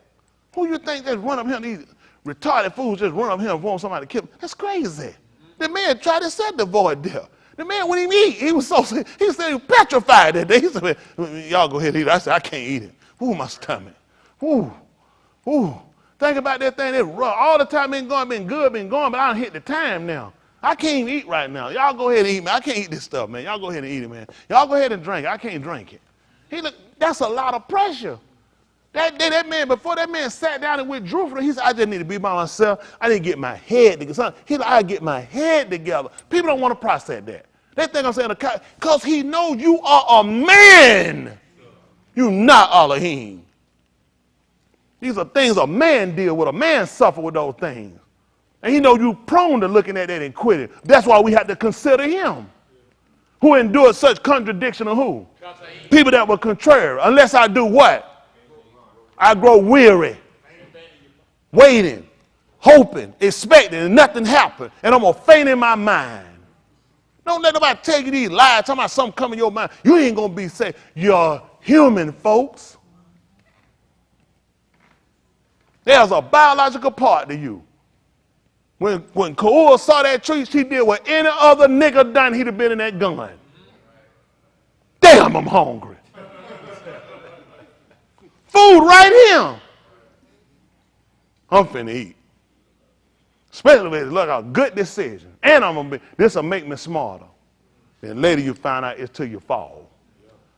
And just so happened he fixed it for us now. They come through to learn from other people's mistakes. Who else will let you learn from somebody else's mistake? You know how most people do? They let you fall in the hole. Hold on. Y'all ain't gonna believe it. I'm gonna tell you something I just came up with. Experience the best teacher. That's what people use to justify let you fall in a hole. See, had to learn like me. What if I could have told you, if you didn't take the advice, that's on you. Right. I hate people with that mentality of let somebody else bust their tie so they can learn. Let somebody run the cliff like you did. Why? That's why he wrote a whole book. Don't do it, Whip. Don't run off the cliff. Don't run in the pothole. But that's the type of people we are. Let somebody, they got to learn like I learned. Yeah, that's it. They got to learn like I learned. And that's piss poor advice. The book came to teach us, and he tried to show us you can learn without actually having to have the experience. That's why he let us read it. When we put our hope, and we call it, and they call it, which I keep in him, a lot of the way we're trying to get, he'll fix it for us. But most of the problem being, we've been withdrawn. We haven't been honest. We haven't been forthcoming about where we at. You're human. You're human. You ain't done nothing to question, to doubt, to disbelieve, to exercise. How these other religions get here? How many people, you can't answer all the questions, but that be practical. You don't act like nothing else exists. These people believe what they believe just like you believe what you believe. They say yours is just as wrong as you say theirs is. Now who's going to shake it, who's going to move? So now it's time for everybody, let's see, authenticate. That's what they'll do. You get hit a nuclear bomb, you know what they'll do? It's some people, you're going to go through a series of stuff. Delta, Tango. Isn't that right? You got to authenticate. We got to authenticate before we start moving. That makes sure this is serious. I can't just hit the bomb. Joe Biden can't come out talking about push no button. He got to open that thing. That's somebody he got to authenticate that thing with. Let's make sure this is let's make sure this real. You know where we going with this? Let's make sure this real. Delta, Tango, Hotel. Let's go through the protocol. You ain't serious. You're not serious. Huh? Obeying. Amunah. Aman. Let's authenticate. Let's see what the man attribute is to people that do this. Y'all not serious. Y'all ain't serious. So that's how he wanted us. He said, you want to see me work? He said, let's authenticate. Shama. Yahuah, call on me. Here, attach your as to do in the here. Aman, believe in me. Amunah, stand on have some stability. He said, let's authenticate it then. Then he said, y'all ain't serious. They walk real. We just got to get real with it and realize where we've been faulting at. Don't act like the way done fell off, the way done went back, the way always been there. Who's just told him he came? Anyway, he said, I am the way. It been him. He been waiting on us. He said, you could get on it. If you stop turning, we'll step, then we'll take that left. Ain't that right? Got to go see if everything all right. Ain't that right? And we messed up. Done left it. And then you got to go see if everything all right. And then you got to pay. And then when, yeah, I know it wasn't real. I know I couldn't be saved. You ain't never applied yourself all the way. Everybody here, truth be told, you in Washington, you ain't applied yourself all the way. I'm not finna let that man go down like that. Just tell the truth. We haven't fully applied ourselves. Don't put it on the man. The man ain't hesitated. The man had no reserve. The man ain't bagged off for nothing. We just haven't applied himself all the way. Don't put it on the man. Put it on demand, us. We to blame. Just like Eunice said, it's us. I was told what to do, I ain't done it our way. We heard we wanted to hear him. When he told you to do anything, he always put all your heart. All of it. I want you to do like it was with Yahushua. I don't want no room for nothing else to get in there. I don't want part, I want all your mind. I want all your nefesh. I don't want part, I want all of it.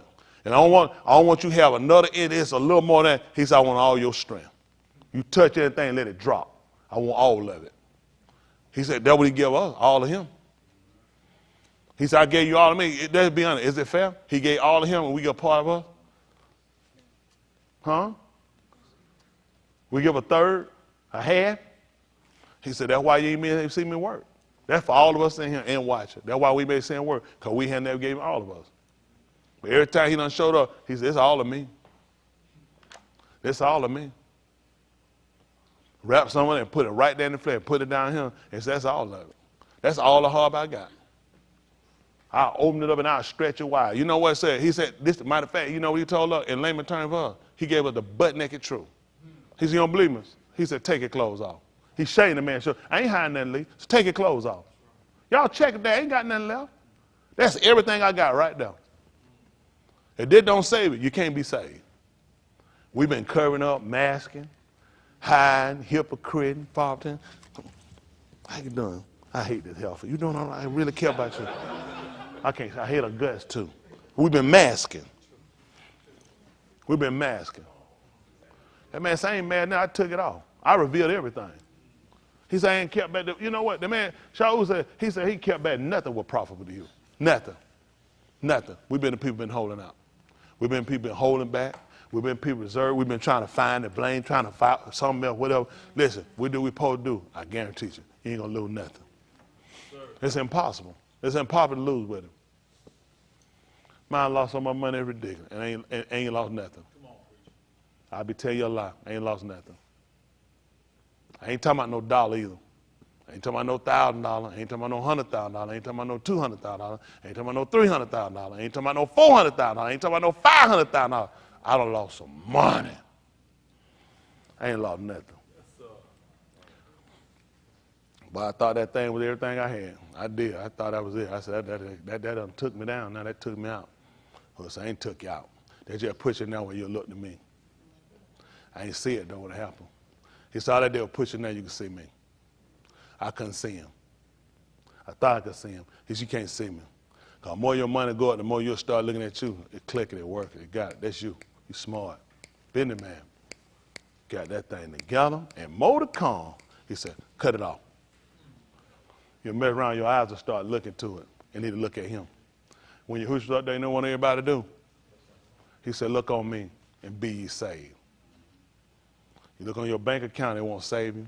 You look on your insurance, you look on your welfare, you look on your husband, your wife. He told everybody all the ends of the rock. He told them to look on me and be ye saved. He said, I come to deliver you. Anything you get is going to be a struggle to keep going and keep it up. You got to keep it up. That's the whole thing. How long can you run behind and keep it up? How long can you run behind and keep it up? Everybody folks stop, man, they good. How long can you do it, though? Realistically, how long can you do it? Now we start looking at it. Everything got a place and a time for it. Learn to accept what Yahuah giver and learn to wait on what he's trying to get me to understand. A lot of things you don't understand the process. Take a while. Just like a child being in whoopings I had, I hated my mom and my dad. If I ain't one of them I got when I was there, I loved them for it, appreciated it. It took time to look at where it steered me to come back and say, I appreciate you. But during the process out there, what you tell me? Soon as she got through whooping me, ass swole up, I just want to tell you thank you. Because you did a good job and that was to help me out. Because I was going down the wrong path. I'm not sitting on stuff like that. I'm hurting. I'm mad. I'm pissed. I'm on punishment. Till you see the end result of where it really gets you to, you go back and say, I heard folks you say that stuff out. I appreciate them women. I got looking for that's a damn fool. Who does that? How many of y'all hear when y'all heard other people say, I appreciate them women, guys? What many of y'all thought, well, that's good. That must be good for you. You think, that must be crazy. That's the stupidest thing I heard in my life until you see where it leads you to later when you'll see your benefit. So then I had to learn that and then look at those whipping that I got off, but I ain't get off as something further than my other friend did. I made it back. So then I look at how it benefited me. And Yahuah needed me to understand that before I can even understand my relationship with him. Son, if I'm whipping you, if I'm chastising you, once you see where I'm going to get you to, you're going to appreciate me. Right now, you're in the chastisement stage, so you ain't going to see it. But when you see where it's going to put you at and how it's going to benefit you later, you're going to come back. And then I say, how do? I can say, how do? Thank you. Not when it was happening. No, you ain't there yet.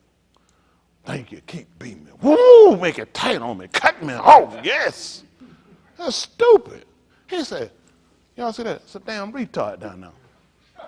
No, man, it is. What is it going to be? How they make sense? Who's on the two saying, asking, why are you forsaking me? Why he want to shake it up there with them nails? Oh, this throw that spit.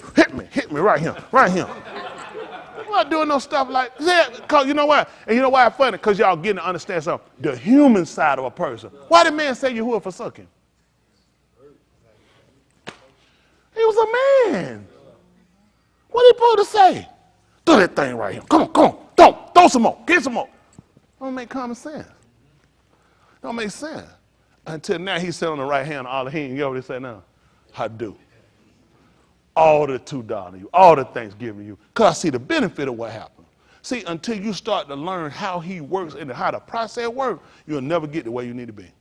Don't let anybody just start throwing stuff out at you and throwing layman terms and stuff, and you just run out here and supposed to run somewhere, and you can't process that. You human, you can't process that like that. Just like they do the food, they got to take it and put it in a lab and put some chemical. You got to put it, you got to test it. Why you tell me to try it? I told me to try me. He know I got to test him. He don't make no sense. Why am I just running doing all this stuff? I have to test it. I have to make sure it's going to work. I'm giving up my life. I'm giving up the way I think. I'm giving up the way how I process things. I'm giving up the way I do things. I just can't do that. I've been doing it this way all my life. True. So I need to make sure that your way is stable. That your way can support me, that your way is the right way, that your way going to bring me out. Otherwise, you can go ahead and follow anyway, and later on you'll quit like a lot of other people have. Because they didn't really try to know. They just want to follow. They ran behind something because it felt like a good feeling. Good feelings go away. That's why a nut don't lay alone. Man, you'll bust your heart. Can't sit there 5-10 minutes, you dead. You'll give out. Yeah, all good things come to an end. No, that's all. What is it? I mean, it's just how it is. When it comes to stuff, it comes to an end. So it's time to look at something that endure longer than what we look for in the flesh. You know, and I know I was long to let y'all go on this. I just want us to really be honest with ourselves. I want us to really be genuine in our pursuit for salvation. I want that to be the first and the most prominent thing we get. But I want you to process this and understand how he works. He's not all of him. He just take everything and leave you nothing. All the thing works for a purpose. You just got to make sure you understand what you're committing yourself to. Don't just jump into something called people going and they work for other people. I tell people the actual truth when they're flat. Salvation don't work for everybody. Because it ain't the path you're trying to go. You don't want to be saved. I want to have a house. I want to have a big car. I want to have a big house, nice cars. I want to have a big family. I want to do that. Don't touch it. Don't touch it. Because that might be what he ain't going to get none of that. Because they're going to be where your heart at. Ain't going to need the heart to be with you. And the only way to get it with him is that ain't going to work. I know some other people got it because they ain't where their heart at. See, some people hard in everything they got. You can't do it. I'm just be honest with y'all. I tell everybody, salvation fit. No, it won't. It won't work for everybody. Because it depends. I ask y'all, where you trying to go? You trying to go and be with him? Listen, everything you can't take nothing off the table. Everything got to be on the take everything in the pocket. What police got everything? Put their pocket knife. But I need everything out. If I put you in the car, you have any weapons, anything on you, anything, any drug. I need to search to make sure. She said no. What's this? What's this? What's this though? See, to her, this is nothing, and that's what Yahuah look at. You want to be saved? How many of y'all want to go be with Yahuah? Then guess what? Let me check you there. Let me frisk you. Make sure what you got. So let me say, you ain't got nothing on you? You ain't got nothing on you. Then start searching. Start pulling out stuff. What's this? Now you know this. Now the search getting more intense now. Because you lied to me. I asked you first now. Gave you an opportunity to tell me what you got. You lied to me. No, I ain't lied. I really got to, because now I found this. Come on, it's got to be. Now, I know it's something else here. So now the word got to keep coming at you so we can find it. Let's go through a more deeper, intense search and find out what you're keeping on before we wind up putting you here to take you away. You trying to go with Yahuah, he got to make sure ain't nothing else there. Because all his stuff contingent upon you committing whole self, not partial. And when you got something else, you're holding something. And he can't take you when you're holding something. You got to be clear. Y'all said when Yahushua went up on that too. What he had? Pocket knife, raising their butt cheek. What he had? Something between their toes? Nothing. That's what he left him with, nothing. I'm going to go with all my stuff. You see, but you see, he had to search him. They had to take everything from him before he went there. So, see, you see the process? What did he gain, though?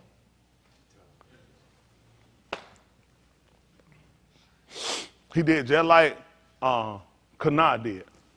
He poured his law about the Yahuah. That's what she did. She poured all her law about. They thought remember, they said he was a drunk. Remember that?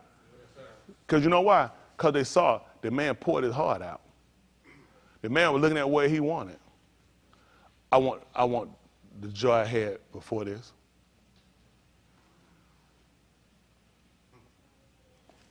Keep them. That nothing happened to them. It's sometimes folks like, hey, hypothetically, somebody come in and hold you in your family hostage. You said what you might say. Don't hurt them. Listen, please let them go. That's how he looked at. I'll do whatever you say. I give you whatever you want. Please don't hurt my wife and my kids. I won't keep back nothing. You know, people do that. And Yahuah trying to figure out, so what is it going to take for you to do that for me? That you'll be willing to do whatever I say. You won't be a threat. You won't try. And someone said, I won't try nothing, man. I swear. I won't try nothing. Yahuah said, what does it take for me to get that from you? Why I got to hold you at gunpoint to get that from you? Because we're that type of people. He know we'll think to be honest and be full committed, but we have to be tested and searched so we can find something. You leave me to save myself. I go to the doctor, give me the stethoscope, give me that blood pressure thumb, pump that thing. That's enough. Take that out. I feel pretty good. Head ain't hurt or nothing. Man, he'll check my heart. I ain't trying to hear no boom, elite. I start hearing, but I don't feel nothing. It's some stuff I'm going to miss. That's why they don't let you examine yourself when you go. No more than Yahuah going to let you examine yourself. He going to let the word walk through you. When that word walk through, it going to hit them pressure points. It going to find them defect spot that you know, that me now, I got to do that. That's what I've been guilty of. That's what I got to do. That's what they come for. He got to search us out so we'll know. We ain't going to go in depth like that. We're not interested. Because a lot of stuff we don't want to know about ourselves. A lot of stuff we don't want to believe about ourselves. We want to believe we knew. But a lot of times we'll still have old little things in us that need to be readjusted, need to be changed.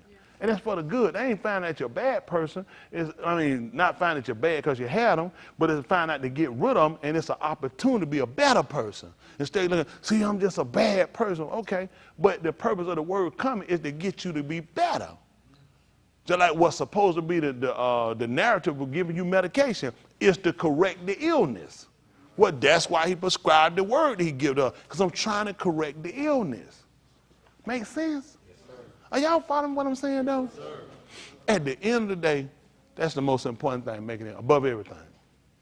We make it in. They're going to make it all. Y'all got it? Yes, sir. I mean, you consider our sick days. You consider our losses. You consider all the other things come. I mean, it's an easy deal. Yeah. Ain't like everything working out here in the world. It ain't like it's going to get no better. Don't believe it. It's no way to repair what they've done. Everybody too far on the brink of exploding right now. It's just too far gone. I'm being honest with y'all. And that's the reason why our heart was here. If everything would have clicked the way we were going, who trying to leave him? Who trying to leave him and they pocket fat? They car fat, house fat. Who trying to die? I'm ready to leave all this and go. No, I ain't. Let somebody else die. It's not common sense. And he knows that. That's not even common sense. You'll be lying to yourself. I got to disrupt all this. You think, why don't people walk out Mizraim before then? What, their legs didn't work? They ain't have no feet. It was bad, but it wasn't that bad. Not bad as it was that night. Not when everybody's kids start dying. Now you start looking at all the series of the things that happen. Frogs coming up, gnats on everything, hell raining down from Shamayim. Come on. The first kid dying in every one of these houses of these people. Now, that's another thing. You know what? Suddenly, I like to leave your island. You see that? Y'all remember that movie? Yes, sir. Why he didn't want to leave before that? Remember them girls came in? Why he didn't want to leave in? I take you, her, and her. And if I missed anybody, it's been a long day. So you see what I'm saying? He was good though, the drink and the food. But once the man put a challenge on him, he realized, man, I'm ready to leave your island. That's what it takes. And Mr. Yahuah had to fix it that way. So guess what? I'm trying to get you to go somewhere I prepared for you. You didn't want to go when everything just got set up here. Everything cooking, everything floating, everything rolling. What you trying to leave for? They're like a party. It's popping. You finna leave now. Seriously, you finna leave now. And the party just started popping. Everybody here, you finna go now? Man, you know good women. I'm gonna stay a little long to the end. And get what he had to do. He said, I got to cut it short. I got to start removing some of these guests. I got to change the music. I got to change the whole floor. And then you start looking at, man, I'm finna get out of here, man. It's junk here, man. I'm gone, man. It's whack. You see that? That's why the whole thing become unstable. He prepared a place for us to go. You hadn't seen it. You hadn't been there yet. You see this. So I need to let you see it falling. Now you ready to say, I'm going to go check that other place out. Y'all who leave a jumping party to go to another jumping party? I got my spot here. I ain't finna leave no jumping. It's another. I'm good right here. Why would you leave somewhere you good at? That's why he need to fix it, so we'll be ready to go. That's two.